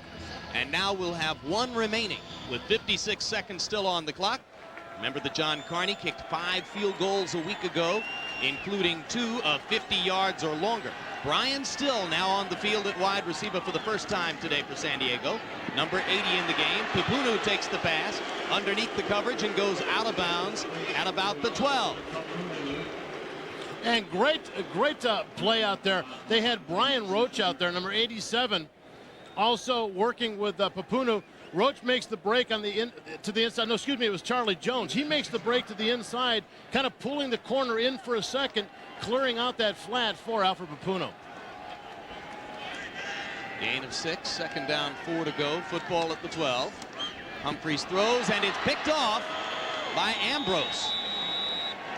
Tony Martin unaware of the location of the ball, and Ambrose able to get inside of Martin and take the pass out of the hands of Humphreys. So miscommunication leads to the pick. Well, we talked about it before, the relationship between Stan Humphreys and Tony Martin, the timing on the throws, being able to throw when know where the guy's going to be. Well, sometimes that communication breaks down. And when it does, things like that happen. Martin not even knowing the ball was coming to him. Second interception of the year for Ambrose. Huge play for the Bengals as it blunts a San Diego drive that could have put Cincinnati back down by 14 points going to halftime. Any kind of momentum that they had gained from the touchdown and taking the game back 14-7 would have been destroyed had they been able to score on this drive.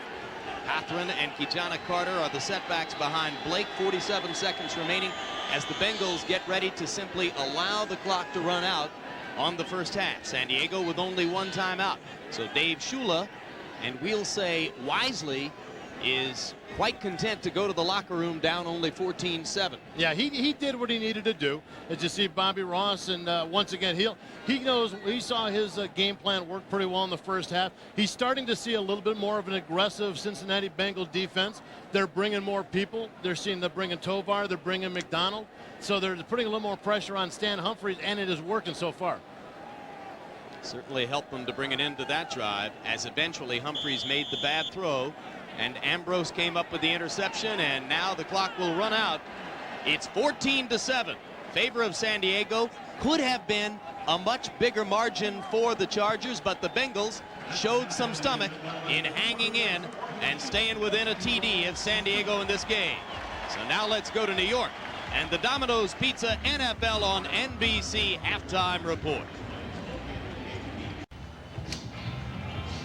Back in San Diego, the gutty Bengals have held the Chargers to a 14-7 halftime lead in a game in which San Diego had opportunities to put a bigger number on the board. The Chargers on pace to gain more than 500 yards in the game, and they'll have the football to begin the second half as Lee Johnson prepares to kick it away for the Bengals, and Andre Coleman, doubling as a kickoff returner to go with his regular wide receiver duties, waits at the 5-yard line, and Johnson says, aha, the 5, you should be standing back there under the goal post, Andre, because that's where I'm planning to kick the ball. Touchback, it'll come out to the 20. Bob Golic, let's take a look at the Coors halftime stats. Coors Light halftime You're stats. exactly right. And you look at this, San Diego, their offense, 18 first downs to 7 for Cincinnati. The key here, 231 yards passing for Stan Humphreys. Although you look at the defense for the Bengals, they are holding the San Diego running attack to 2.6 yards per carry, but the running attack at least is effective enough to open up the passing game for Stan Humphreys and the Chargers. Leonard Russell with a touchdown under his belt is at setback behind Humphreys on first down from the 20-yard line. Russell will get the ball. San Diego going back to the running back by committee system, and Leonard goes for 8 out to the 28 before Bo Orlando, number 26, comes on to make the stop for the Bengals. The problem is with the offensive line for the Chargers playing the way they are, they're sustaining their blocks. And when they stay into a defensive lineman's body, it's very difficult for that lineman to get total separation. So he'll just try and stick an arm out and try and grab the back as he goes by. With Leonard Russell, you know, you got to bring 2 arms or you're standing there by yourself. Or Leonard will ramble into your secondary and go beyond the 40 to about the 42-yard line for a 13-yard gain and a Charger first down. Incidentally, those numbers you saw on Humphreys, 21 of 31 for more than 200 yards, are for the first half alone today. And here's another look at Leonard Russell. And just when we talk about Leonard Russell barreling through defensive players' arms, we see a finesse Leonard Russell with the spin moves as he kind of winds his way upfield. And Alfred Papunu showing that you don't have to look sensational on the block as long as you keep your feet and sustain it down the field. Papunu doing just that again. Beautiful. To make room for Aaron Hayden to gain about 8 here. Steve Tovar with the tackle, but what a job of blocking in front of Hayden by Papunu and Eric Moten. Exactly. I mean, in Papunu, and you see him in motion a lot of times before the play starts, and you'll see him, he is right over to the left side of your screen, locked up. If you can stop it right there, he's locked up right there with the linebacker long enough to give Aaron Hayden enough time to break and turn that corner. Shannon Mitchell, number 89, also out in front of Hayden. Second down 2, give is to Hayden, and Hayden falls forward for first down yardage into Cincinnati territory at about the 47-yard line. Well, that was interesting. I don't think everybody had the snap count on that one. It looked like the whole right side of the Charger line forgot to move when the ball got snapped. Well, if you're a little out of sync but don't go offside, sometimes it's deceptive. Exactly. The defensive lineman line up in front of him just kind of stood there, weren't involved in a play, so it worked. This play hasn't begun. We can tell because the blockers aren't moving. Don't worry about that running back. Andre Coleman and Tony Martin at wide receiver. Russell back at tailback. Humphreys with a play fake and a deep shot down the sideline to Martin, and it's broken up. Jimmy Spencer was there, and Tony Martin was able to make a play to prevent Spencer from making the interception. And Jimmy Spencer on a knee telling Martin, don't you come over here and do what you were doing to Ashley Ambrose. But watch, it was Spencer, very good coverage, gets between Martin and the ball, and Martin knows that Spencer has a good play on the ball. Martin, instead of making the play for the catch, makes the play to break up the interception. Good awareness by Tony Martin. Martin goes to the sideline, replaced by Brian Still. Leonard Russell barges up the middle for another gain of 7 by the Chargers, who obviously took steps at halftime to rejuvenate the running game. Bracy Walker making the stop from strong safety. See, now the difference is, if you take a look at the defensive linemen's uniforms for the Bengals, they're filthy. That means that they are root hogging. They are doing whatever they can up there. Look at Jim Johnson. Exactly. These guys are down, and it has really become a game in the trenches for them. It's wearing them out. And hopefully that for them, that halftime maybe gave them a little rest. 3rd and 3, no setback behind Humphreys. The throw underneath to third down back to Rel Fletcher. Fletcher has first down yardage into the Bengals secondary, but there's a flag down. And they're mixing it up really nicely now between pounding Leonard Russell in there and then getting the ball off in the short throws, every once in a while dropping it long. A real good game plan at this point, one that's working very well. Well, off what we've seen in 6 quarters this year, illegal use of hands defensively against the Bengals. Dave Shula looking on as his team tries to weather another San Diego offensive storm. And off what we've seen hands, in 6 defense quarters number this 23, year. hands to the face. Big hand tap. Penalty is declined. The result of the play is a first down. The Chargers are moving the football so well anyway. The Chargers, with Ralph Friedgen calling the plays at offensive coordinator, remain the absolute epitome of a professional football team. Without a doubt. They have got their game plan so well meshed as they go with a 2 tight end set right now. A different look. Humphreys looking deep again. This time it's there, but Humphreys overthrows Tony Martin by a stride. Oh, man. A new formation, and Stan, you can see Stan Humphreys there knows that he had that. Martin, watch, he will beat Jimmy Spencer just enough. And believe me, it doesn't look like he's got him by much, maybe 1.5 yards, but that is plenty of room for Stan Humphreys to lay a ball in if he's on target. And Humphreys pointed out to me yesterday that because of the way the drainage works here in this stadium, the end zones drop off.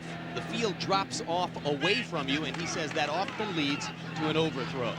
Russell with the football, and Russell finding his way forward on 2nd down 10 has a gain of at least 5 inside the Cincinnati 30 to the 29-yard line. It'll be 3rd down coming up, and Russell will leave and make room for Terrell Fletcher, number 41. And this was the fear. And you look at this here. The rushing, Russell, obviously the workhorse, seeing more than just pounding away. He's starting to show some finesse, some back moves. Terrell Fletcher, a guy that has been used out of the backfield, as we said before, more than Ronnie Harmon ever was, but still not as big a part of the game as they were last week against the Seattle Seahawks. 3rd down 5. Chargers spread the field. Bengals blitz. Humphreys throws it safely into the end zone above Tony Martin. And it was James Francis who was in on top of Humphreys. And they saw it work at the end of the first half. They knew that they had to start bringing. We saw him bring Tovar. We saw him bring Ricardo McDonald. This time they bring James Francis. They also brought Corey Sawyer. They figure if they're going to slow down Stan Humphreys, if they're going to get his mind off of just throwing perfect passes, they're going to have to start hitting this guy. David Benn to snap, one of the best in the league. Sean Salisbury to hold, new to the gig within the past 3 weeks, but had a perfect week last week when John Carney went 5 for 5. Carney tries to make it 6 out of 6 on the year from 47 yards and does so. 10 minutes, 39 seconds still to go in the 3rd period. Chargers take the opening kickoff of the 3rd period and go for a field goal. 17-7 San Diego.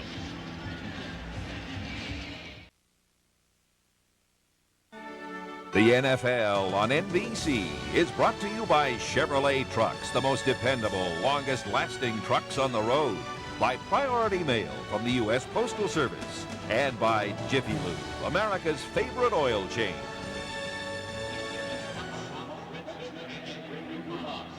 One of Southern California's hillside homes overlooking the stadium here in San Diego. You think they have season tickets? I don't think they need them. Or really good binoculars. Maybe they have binoculars, yeah. While you were away, Reuben Davis, number 93 of the Chargers, was helped off the field. Knee apparently hyperextended in the pileup while watching the Carney field goal. Now John Carney kicks it off from the 30-yard line and pounds it all the way to the Cincinnati goal line, where it's taken by Corey Sawyer. Sawyer's 2nd kickoff return of the game is across the 30 and knocked out of bounds at about the 33 or 34-yard line by Andre Coleman. And it'll be Bengals' first possession of the 2nd half from there. Big possession for Cincinnati because they're still in the game. Reuben Davis in the cool zone, but feeling the heat from his injured knee. How do I follow that up?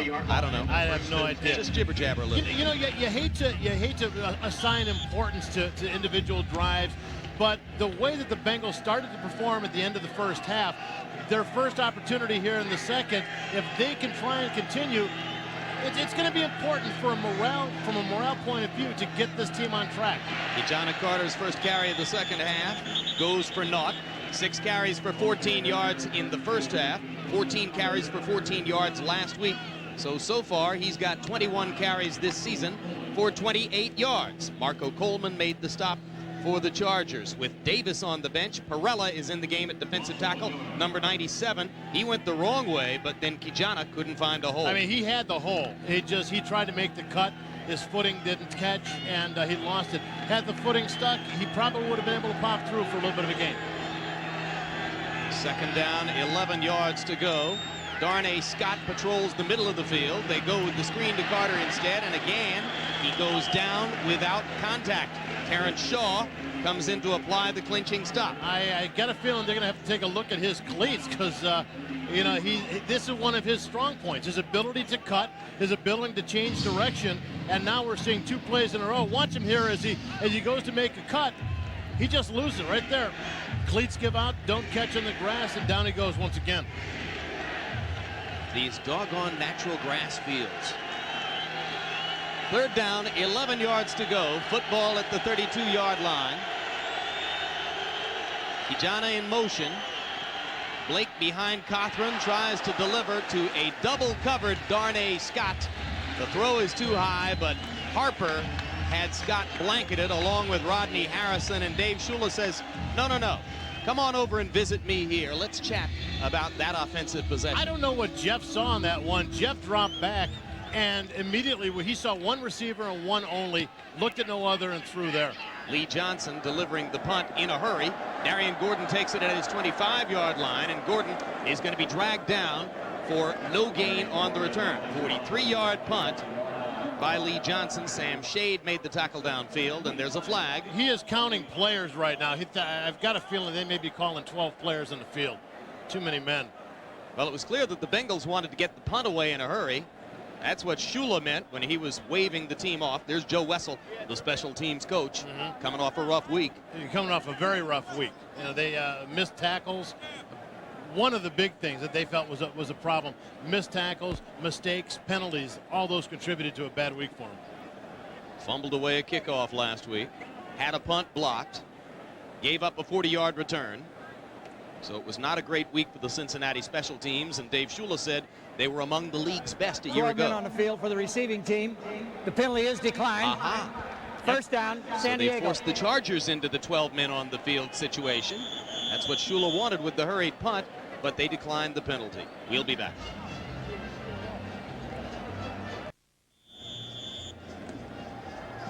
Chuck Pfeiffer, special team coach. When, as a player, you are coached. As soon as they call you off the field, you hustle and get that next team on, caught with 12 men on the field. On first down, San Diego's Stan Humphries goes to Tony Martin underneath the coverage, and Martin, off to a sensational 1996 start, has a first down for San Diego. Now let's take another look at what happened on the punt. Yeah, you've got a whole group of players right here kind of groping around. You got a couple of guys right here trying to hustle off, and you'll see as we start to roll it, the ball is snapped right about now, and you've still got, this guy was out there, you had another guy down here that was still on. They had 12, 13, 14. Obviously a Cincinnati plan, leading you to believe perhaps they saw on film that the Chargers were slow to leave the field after third down plays.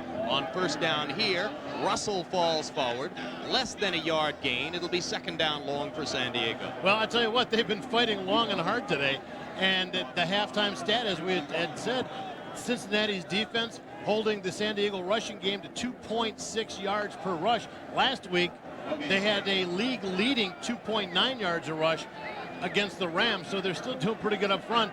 It's just they haven't been able to stop Stan Humphries yet. Be wide in the game on second down long for San Diego. Coleman, Jones, and Martin. Cincinnati once again gets to Humphries, and this time gains the sack. And Dan Wilkinson says, "Watch my dance." He didn't get to finish it. Now he's trying to. First sack of the day for Cincinnati. Well, no sooner do I mention that they haven't been able to get to Stan, they get to Stan. You see a blitz down on this side, on the lower part of your screen. Ricardo McDonald. Exactly, coming up. Also, Rod Jones blitzing then from the backside, with a couple of games being run between Javon Lankford and also Dan Wilkinson. And I think you got to credit the sack to Wilkinson. It'll be his second of the season. Humphries throws to Papuno underneath. Papuno needed about 7 more yards for the first down. If he could have eluded one more tackler, he might have gotten it. James Francis makes the stopping tackle for the Bengals, and that'll force a punt by Darren Bennett of the Chargers. He'll make a tough catch. He will block people into the ground, but to have him make a couple of moves to pick up extra yardage, Papuno isn't that kind of guy. Steve Tovar had 8 tackles in the first half for the Bengals, but now he's down. Oh, he's just, this is a cramp. When you see him starting to bend the toes like that, trying to get the foot flexed back, that's a cramp down in the calf area. And in this kind of heat, with the amount of time that this defense has spent on the field, it's just a matter of time before these guys went down.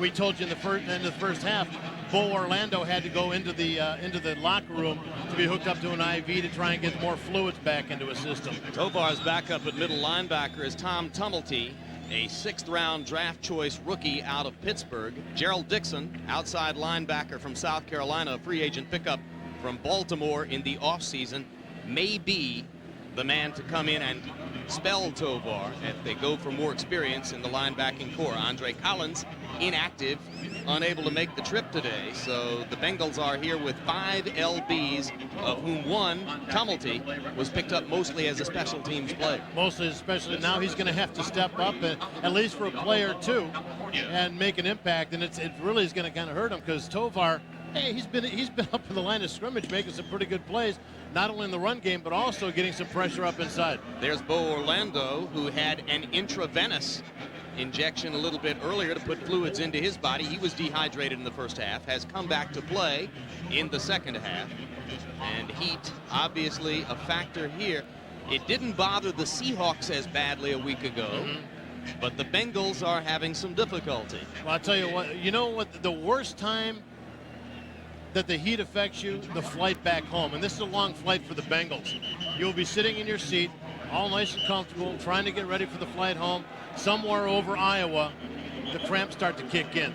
And after a day like this, it happens to a lot of guys, especially the big guys who maybe have lost more of the water weight, more fluid than some of the other guys. So what's the preventive? Just drink a lot of water before you get on the plane?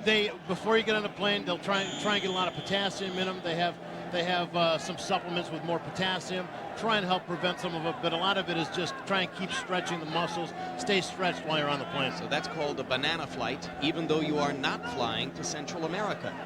Darren Bennett inside his 30. This one is high and relatively short for Bennett. Corey Sawyer coming up to make a fair catch at the 18-yard line. 38-yard punt by Bennett, uncharacteristically short. Bengals will have it when we come back.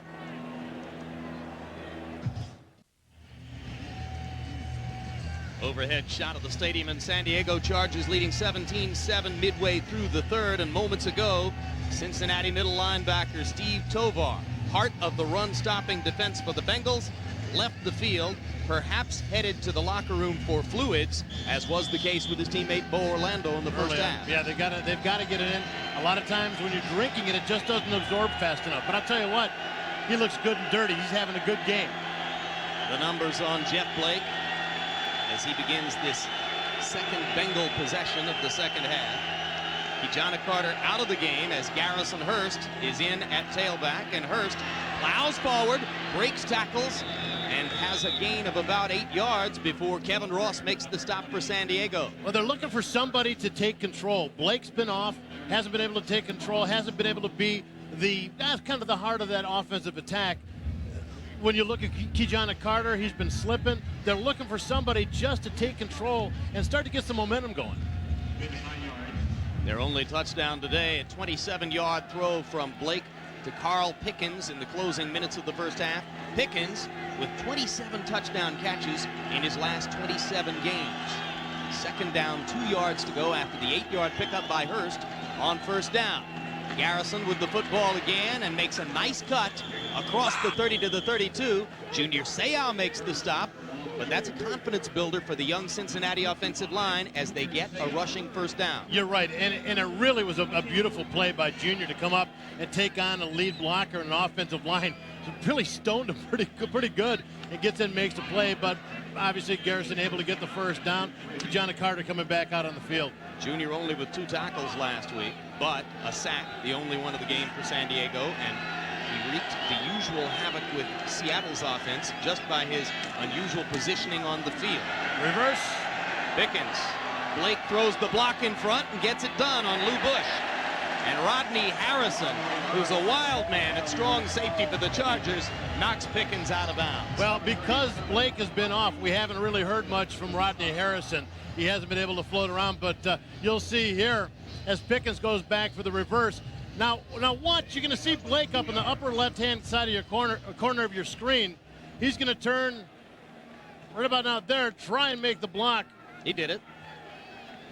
Harrison pushes Pickens out of bounds. Bush wasn't in the play, so credit Blake with making the block. Okay. Come on, it was a quarterback block. Okay, I'll give They don't it to pancake guys. They're not trying for that, you know? Flags down as Blake gets away from pressure. And the play will be brought to a halt. It was the first time all day that Blake had stepped away from pressure and into scrambling position. Marco Coleman flushing Blake out of there, and the flag stops the prior to play. the snap. Yeah, he started to got a little jump on it. They've got some motion on the offensive line, but you know, that's one of the matchups we had to watch. As you see, number 61, Melvin Tootin, he had some problems last week in the run game and also in protection. And once again, he's up against Marco Coleman, who right there, mentally, you know you're going to have a long day. And physically, he knows that he's got to be really on his keyed up as tight as possible to try and react quickly to stop him from rushing. Marco Coleman, the former Dolphins #1, brought in as a free agent to replace Leslie O'Neal. Blake throws complete to number 89, to rookie tight end Marco Battaglia. And Battaglia is wrapped up by free safety Kevin Ross after a pickup of about 8. Well, Kevin Ross, nice play coming up and making the play on Battaglia. Battaglia, who they brought in, they know he can catch the ball. Right now, they feel that he has got to get some blocking skills.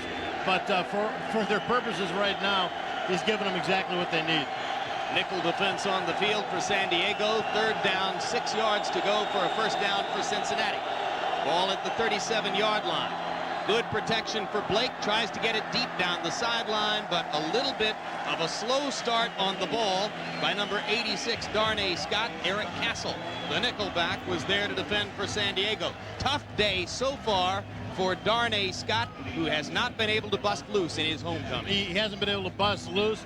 He's been having trouble separation from the defenders, and also Jeff Blake has been off on what is especially the long ball. Lee Johnson having an excellent day kicking the football, 47.7-yard average. This one goes all the way into the end zone. 63-yard punt, no return. Chargers will have it at their own 20 when we come back.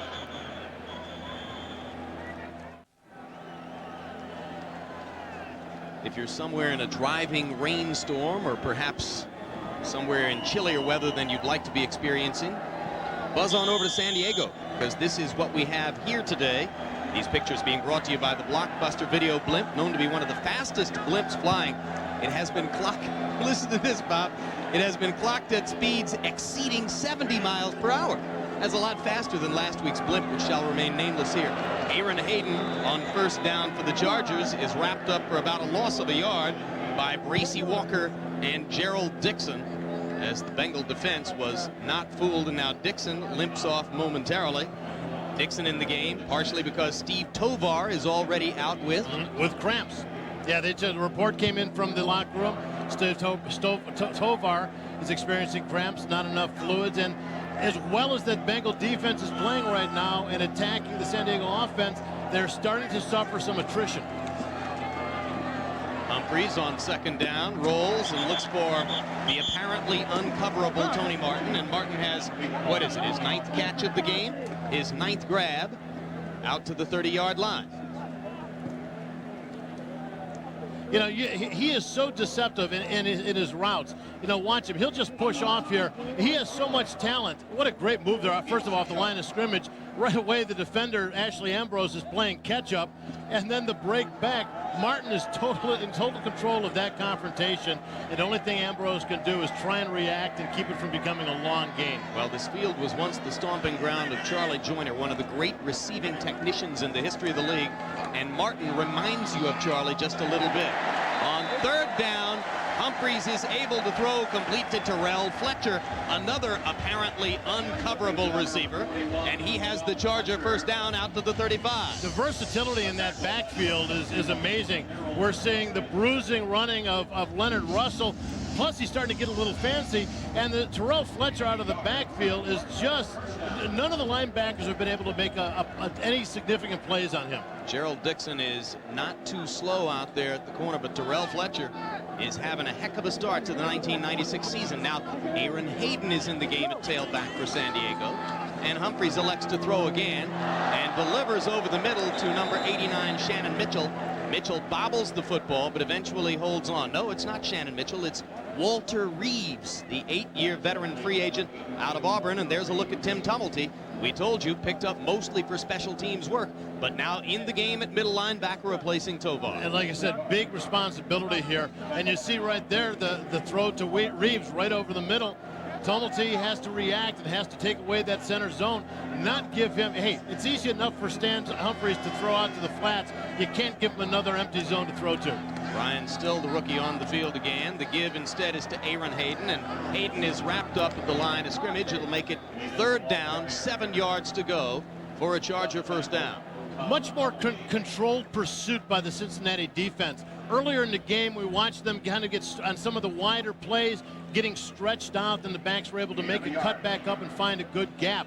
Now the Bengals, as they get stretched out, as they pursue the play to the sideline, are more in control. They're maintaining their gap responsibilities, their position on the guy that's blocking them, so the running back doesn't have an open gap to find a hole through. Tumulty goes off the field as the Bengals go to the nickel on 3rd and 6. Terrell Fletcher in motion. Humphries looks at him, now checks off, wants to go downfield, and is wrapped up and dropped by number 25, Rod Jones, the 11-year veteran corner out of Southern Methodist, who was cut before the season and then brought back a few days later. Yeah, what a great story. He, well, for him, he was very, obviously a little upset when released, kind of surprised, a veteran with some veteran leadership, but they felt that the people they had brought in, the free agent, also some of the young guys that they had progressed past him.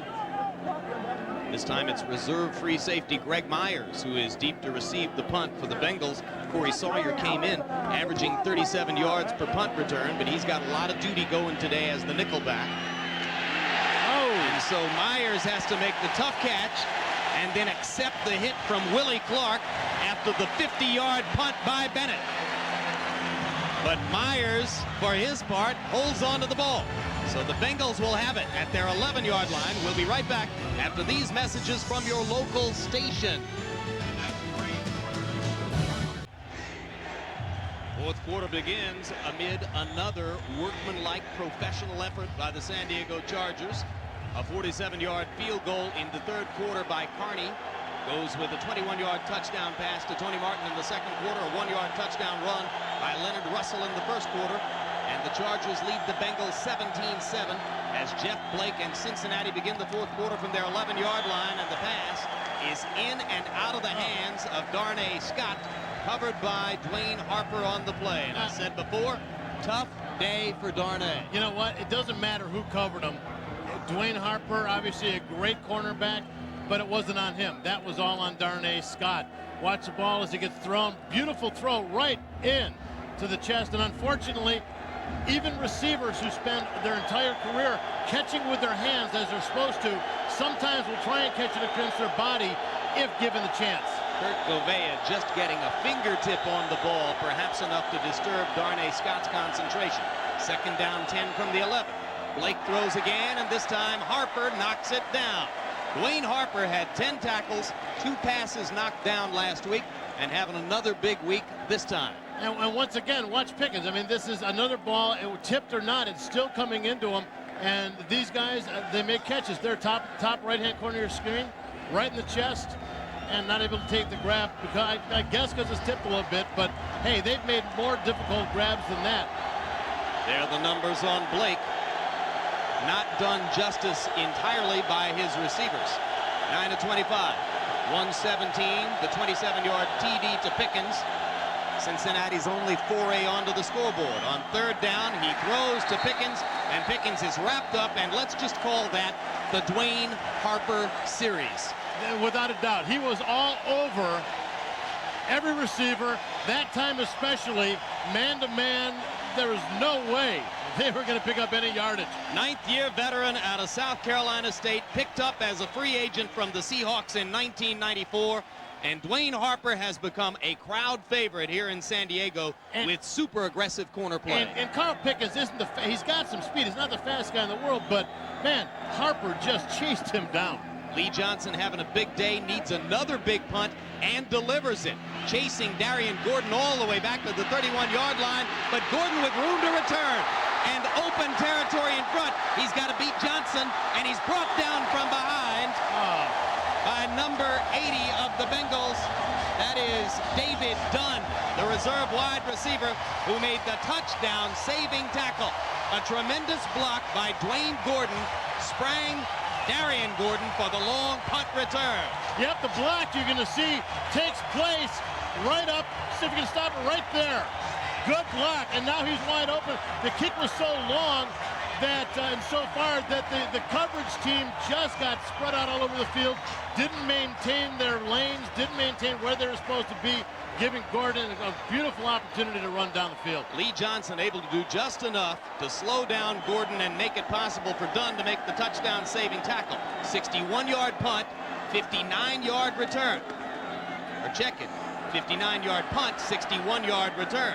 On first down, the Chargers stick to the ground and take it back to the middle for a gain of about 3. It was Hayden with the football. And look at the frustration. I mean, you had to feel, or Dave Shula had to feel, that they were starting to come along, that they were found a way to get into Stan Humphrey's face, how to shut down the run game, and to at least stop the onslaught.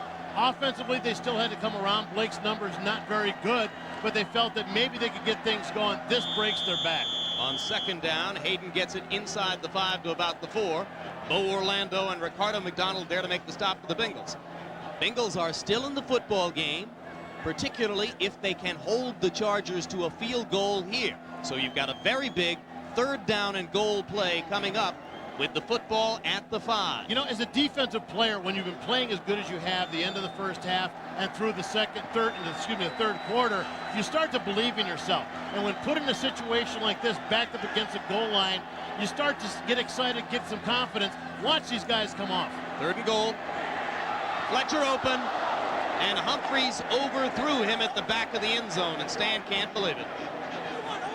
Well, we told you, John Carney coming on as the kicker, we told you the field drops off at the end zones here, and Humphrey said to me yesterday, I overthrow so many because I'm used to playing on level fields. I've done so all my life, and I never remember to take enough off the ball here. Well, that one had to be a cliff, because that was an awful big overthrow. Well, no, I think he just missed that. Yeah, he just missed that one, but, you know, that is a very good point. I'm gilding the lily a little bit here, right? Well, you know, I learned something, Bob. I was desperate to use it. 23-yard field goal attempt upcoming for Carney. He's 6 of 6 on the season. Make it 7 of 7. So with 13 minutes and 13 seconds to go, it's Chargers 20 and Bengals 7. You're watching the NFL on NBC. Darian Gordon had a 59-yard, no, check it, a 61-yard punt return to set up the field goal by John Carney, which has stretched San Diego's lead here to 20-7 over Cincinnati. Carney will put the foot to the ball again. 13 minutes, 13 seconds still to go. Plenty of chance for the Bengals to get back in and perhaps even win the football game if they can reverse the momentum. David Dunn takes the football out and is knocked down short of the 20-yard line at about the 18. Willie Clark downfield to make the stop. 20-7. We'll be right back.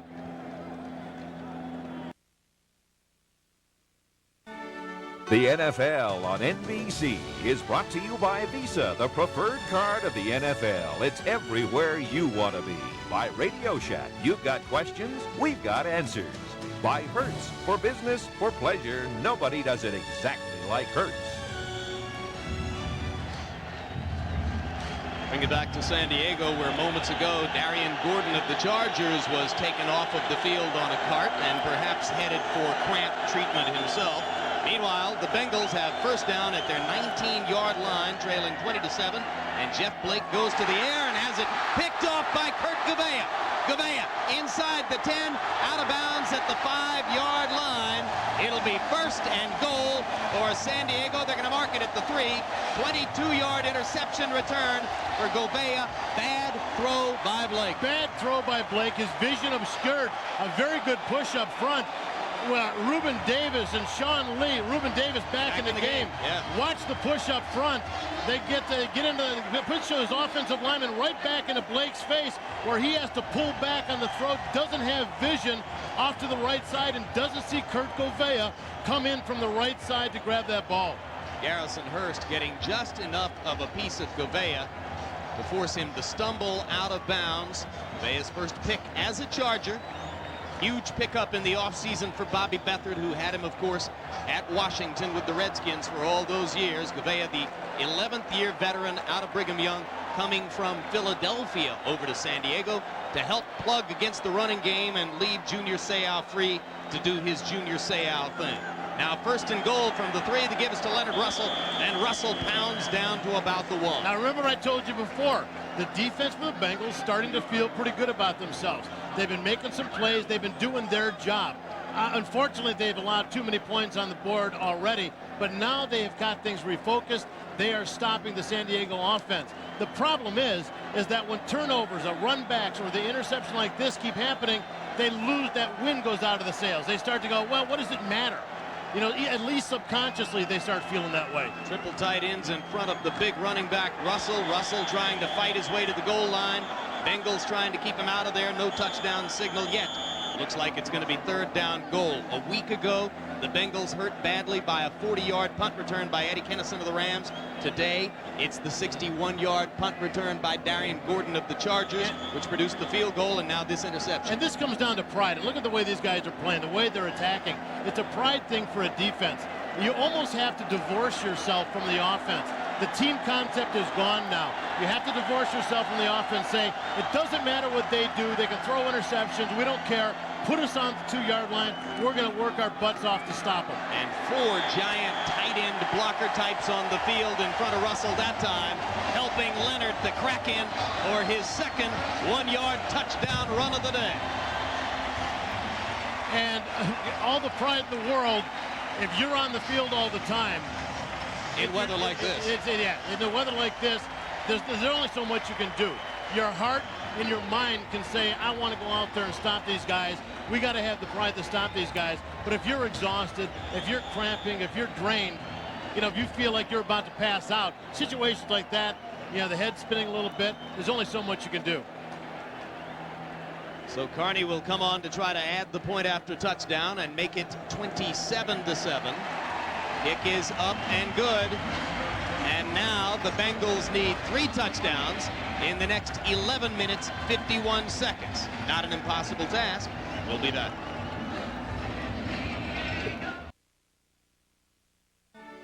The NFL on NBC is brought to you by Domino's Pizza. Call now to enjoy a hot and delicious Domino's Pizza during the game. For Hot and Wow, call Domino's now.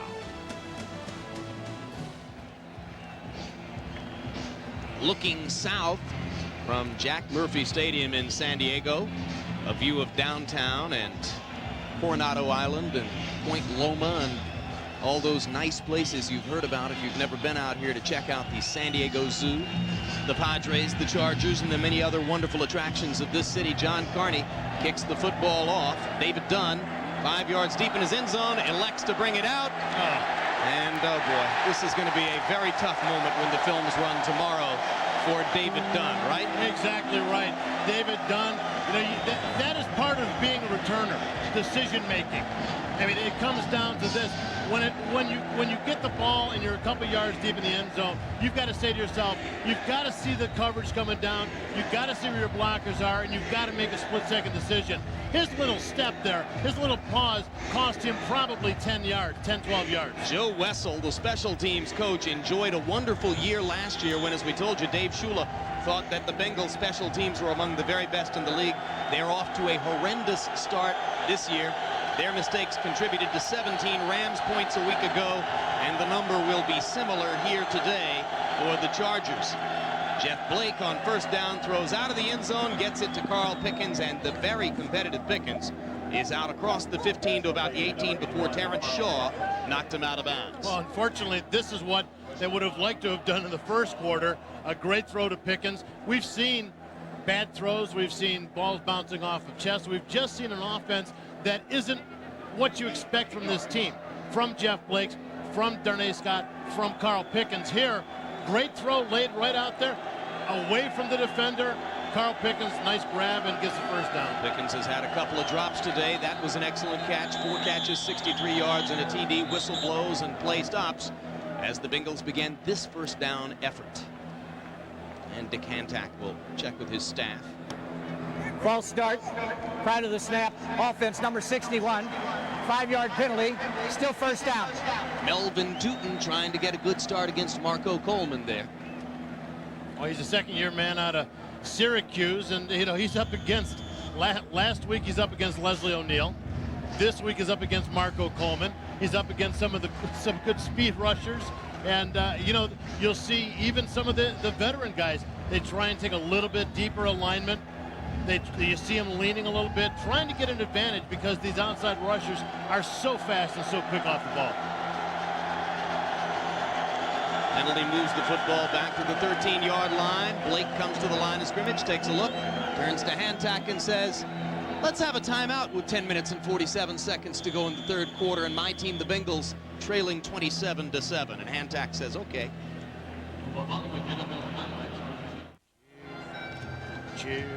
John Carney, former Notre Dame kicker, already with 7 early season field goals for the San Diego Chargers.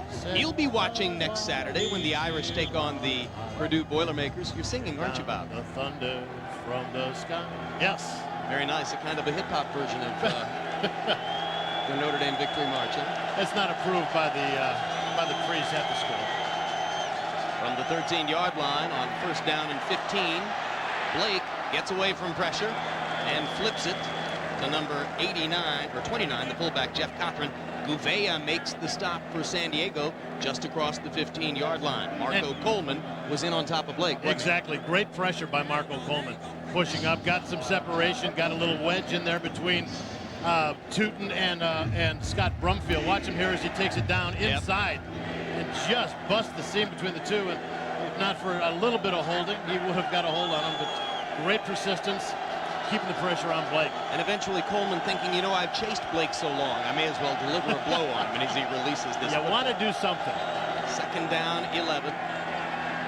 Blake's throw is complete, and a near decapitation of number 89 Marco Battaglia by number 37 Rodney Harrison on the 18-yard gain by the Bengals. And the field judge is saying to Harrison, let's not be quite so aggressive. There have been some rule changes that will probably make this call be reviewed by some people in high places, because to take the shot, and Rodney Harrison, a great ball player, we called him a ball hawk the last couple of weeks, but to take the shots like that, we saw the field judge warning him that maybe he better stay low next time. That can get you a message from one Gene Washington in the league office. And actually an invoice, too.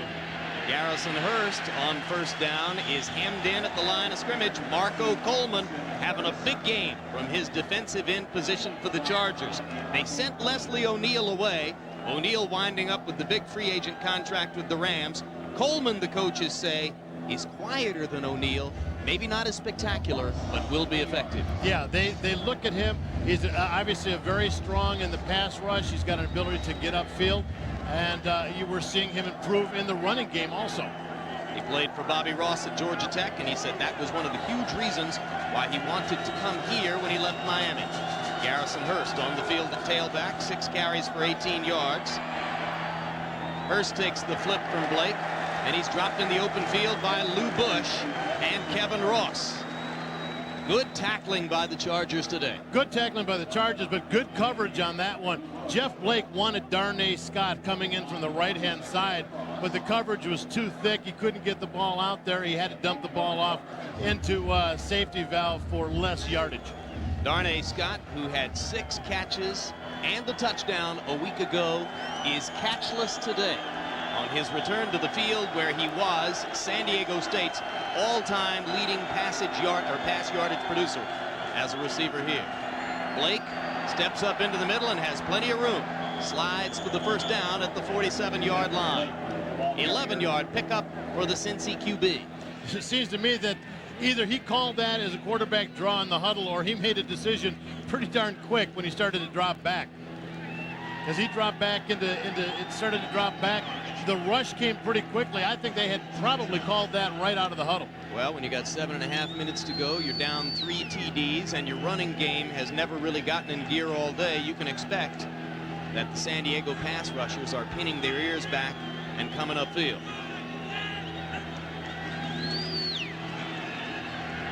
Blake finds his feet on the dirt infield and flips to Cochran. Junior Seau is there to wrap Cochran up, and Gouveia standing nearby. Seau's the one who has been singing the praises of Gouveia because he knows that given Gouveia's discipline, Seau will have more freedom than ever. Without a doubt. You know, you're talking about a defense where everybody has their responsibility. Everybody has their gaps, including Kurt Gouveia. And if everybody goes where they're supposed to, that means Junior has a little bit more freedom to do what he does best. Second down 3, football at the 47 after the 7-yard pickup on the pass from Blake to Cochran. Good time for Blake here. Underthrows intended for David Dunn. Terrence Shaw was there with the coverage. I don't know how you feel about this, but play action fakes at this point, Jim, don't seem to be as effective. When you need 3 touchdowns, there's about 6 to 7 minutes left in the game. I don't think they're buying the play action pass as much. Get Jeff Blake back, get him some vision to the receivers, and let him throw. Third down 3. 6:34 to go. Football at the 47-yard line. And the give on the draw play to Eric Bieniemy, and the former Charger never really got his feet going, lost the football. Junior Seau with the fumble recovery by the Chargers. Chris Mims was the man who knocked the football loose. Boy, did he slash through. Watch Chris Mims. You're going to see him there coming right up the middle right there, stripping the ball just as it was being handed off. So another turnover by Cincinnati, and Junior says, catch one.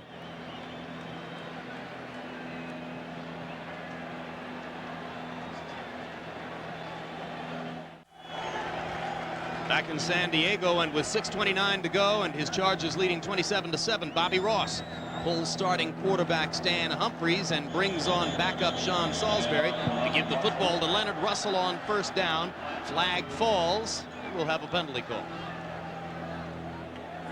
Well, they know all they have to do is eat up some time now, and why not Leonard Russell? Stan Humphries on the day, 27 of 41 in the air, 21 of 31 in the first half, 270 yards. Offense, number 77, 10-yard penalty.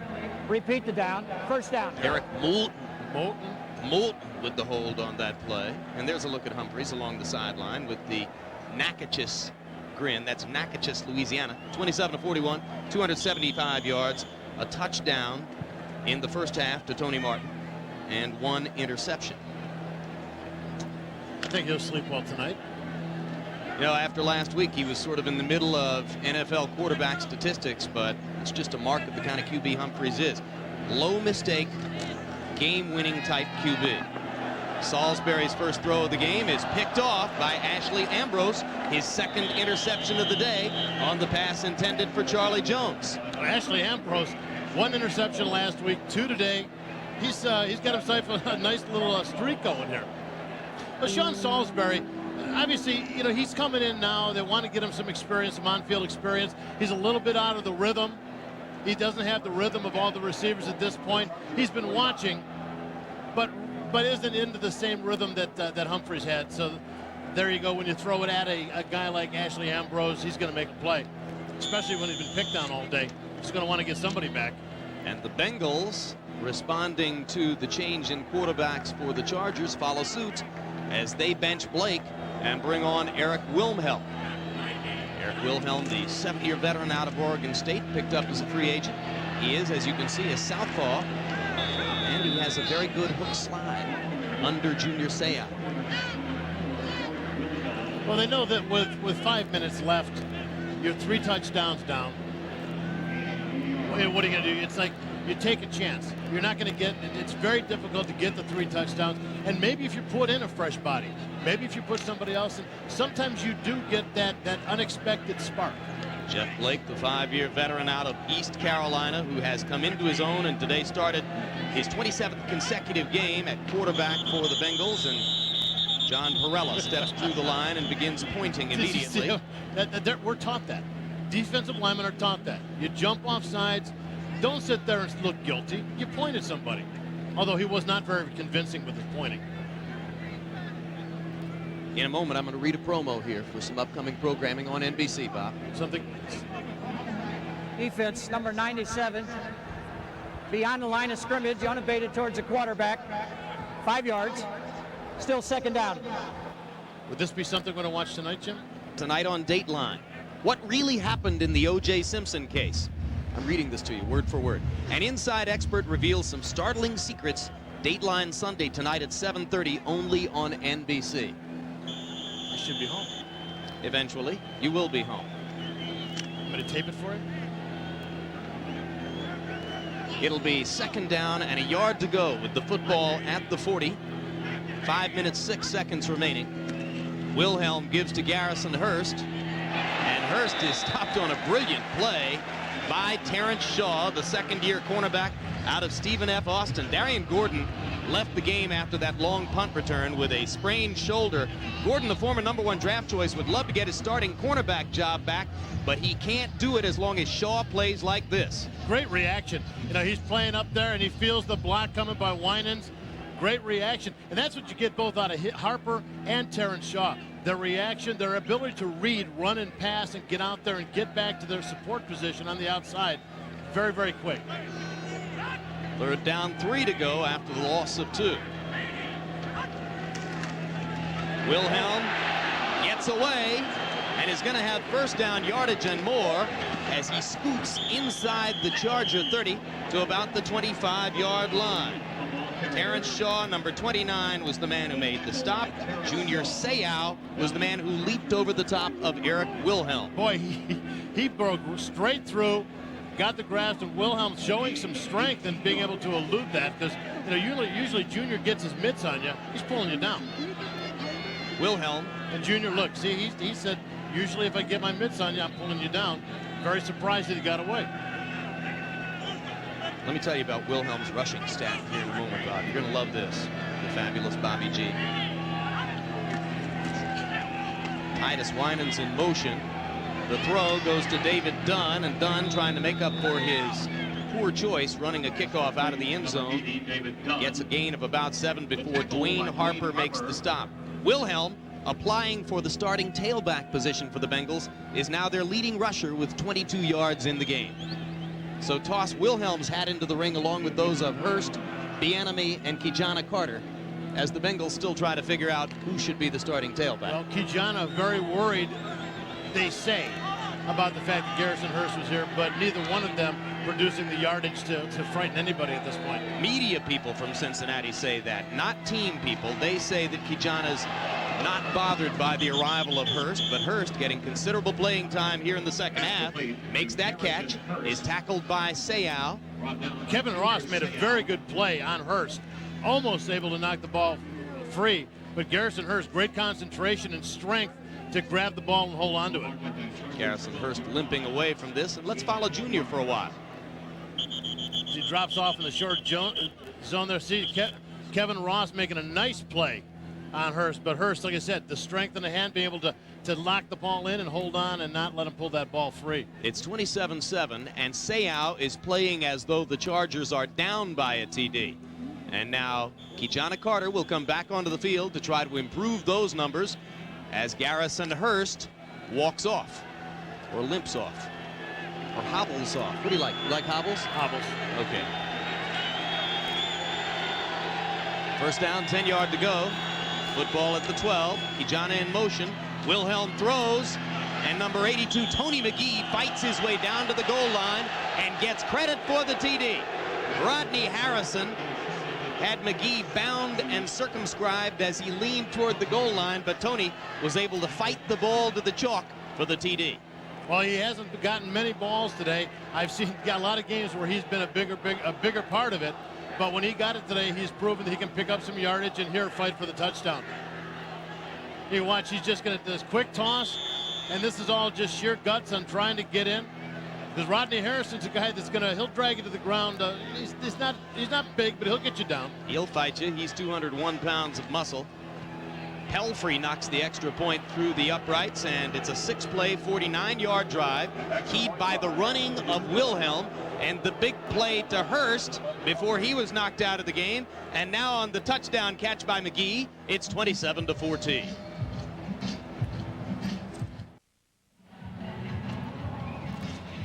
Another gorgeous view of San Diego on this Sunday afternoon. We'd like to thank the Blockbuster Video Blimp for providing NBC Sports with these beautiful aerial shots of today's game. And in this part of the country, San Diego County, particularly North San Diego County, there's no such thing as a bad aerial shot. They're all beautiful.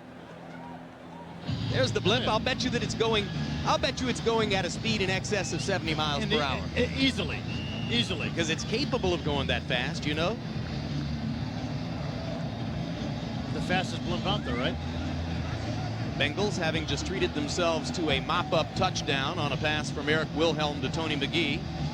Go for the onside kick. It does not travel 10 yards. I believe a Charger jersey got on top of the football. And so it will be, yes, it was Alfred Papunu.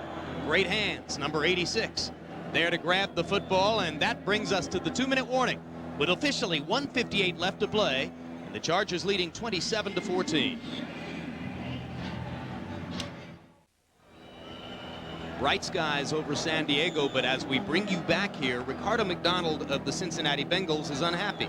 Despite that tiny trace of a smile on his face, he's basically depressed, as is Jeff Blake, because for the second week in a row, the Bengals offense has experienced a rough day. And the San Diego Chargers are headed toward a victory with a 27-14 lead. On first down from the 42-yard, or the 37-yard line of Cincinnati, after an interception, Aaron Hayden falls forward for about a yard before Javon Langford made the stop. But no, it was not an interception. It was a recovered fumble, wasn't it? It was a recovered fumble, yeah, very good. You know, the frustrating thing is that you just have this, as a defensive player, and you saw them playing well, but and Dan Wilkinson talked to us yesterday about it. You go out there when the offense isn't getting the job done, where they're not getting any kind of... Offense number 77, unnecessary roughness, and a continuing action foul. 15 yards, repeat the down, first down. Quite unnecessary at this point. But you know, when the offense isn't getting any kind of momentum going, and they're not staying on the field, it puts the defense on the field longer and longer. It forces them into situations that they don't. I mean, they can't stay there the whole time. You almost have to at that point say, listen, doesn't matter what the offense does.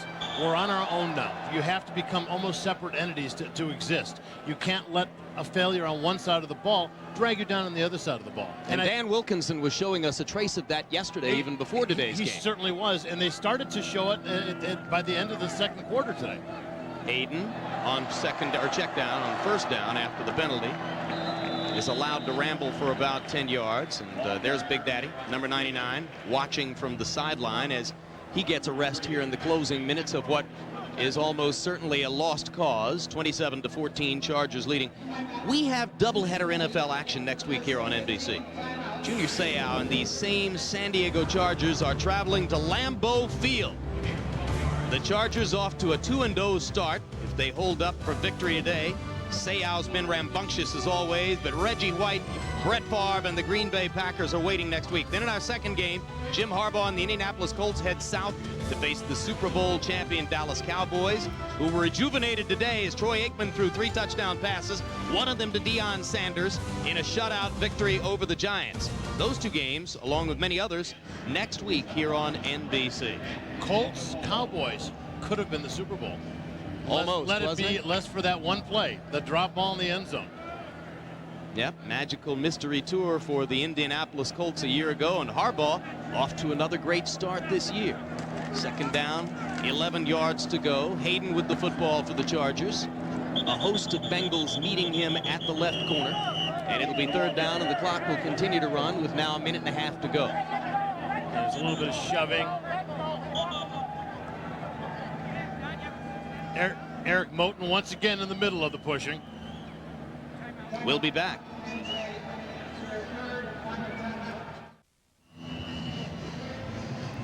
Worry not, the Bengals used their last time out to facilitate that brief commercial break, and therefore you have missed no action from San Diego as the Chargers prepare for third down 11. The football at the Bengal 38. 1:33 to go in the game. San Diego leading 27-14. Backup quarterback Sean Salisbury in the game for San Diego. Gives to Terrell Fletcher on third down. And Fletcher, behind Tony Birdie, picks his way back to the line of scrimmage and perhaps forward for a couple of more. It'll be fourth down, San Diego. Fletcher still showing, you know, for a guy who's not that big, is showing some strength of being able to pull out of some of these tackles. 5'8", 196 yards, or 196 pounds, I should say. Someday he'll get 196 yards. Second-year running back out of Wisconsin, who was a second-round draft choice in 1995, and now looks like one of those bejeweled Bobby Beathard finds. And on fourth down, 9 to go, the Chargers are going to operate from scrimmage rather than to kick. They just want to keep the clock running at this point. And Leonard Russell embarrasses the Bengals by pounding forward inside the 30, perhaps for a first down. In fact, it's a 10-yard gain on the play, and it looks like it will be first down Chargers, and that's adding insult to injury if in fact he made it past the chain. I think they're gonna have a measurement, but you know it really isn't not embarrassing them. I mean, oh no, they weren't embarrassing them exactly. at all. It's I mean, just that the defenders didn't stop it. Exactly. I mean, Leonard Russell is running the ball. His job is to get it and to run until they stop him. You know, he doesn't care that there's 45, 40 seconds left in the game, that they're up by you know how many points. All he knows is that I will take the ball and I will run until somebody tackles me. And I'm not going to go down easy because he has pride. Look out. You're in the way of the chain.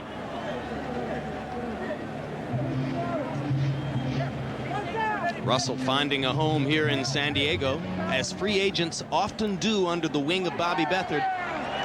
First down, Chargers. I think even Bobby Ross is a tiny bit embarrassed by that one, Bob. Wasn't what he had in mind.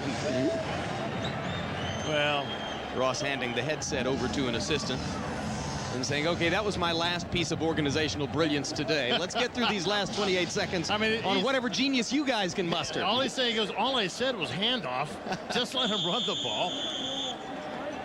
10-yard gain by Russell. Now Salisbury will take a knee, and the Bengals have no more timeouts. And so Salisbury politely tosses the ball to Dick Hantack and shakes his hand. And Dave Shula comes running across to get a handshake from Bobby Ross. A couple of classy head coaches there.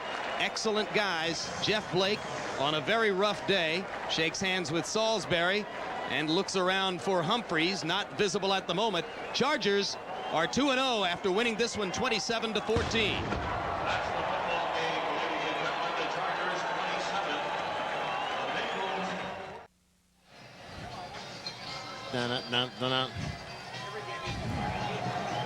One more aerial look at an emptying stadium in San Diego, where the Chargers, for the second consecutive week, have racked up what amounts to a relatively easy victory over a seemingly outmanned foe.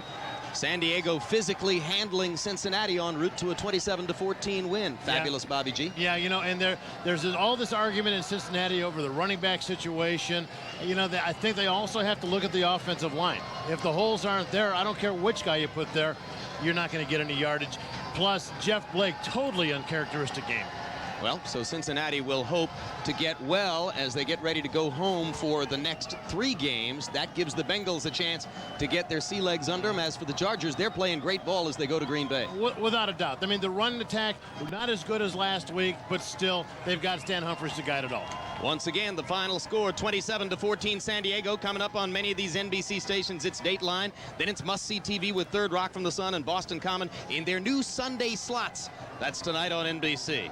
For the fabulous Bobby G, Bob Golic, I'm Jim Lampley. This has been the NFL on NBC.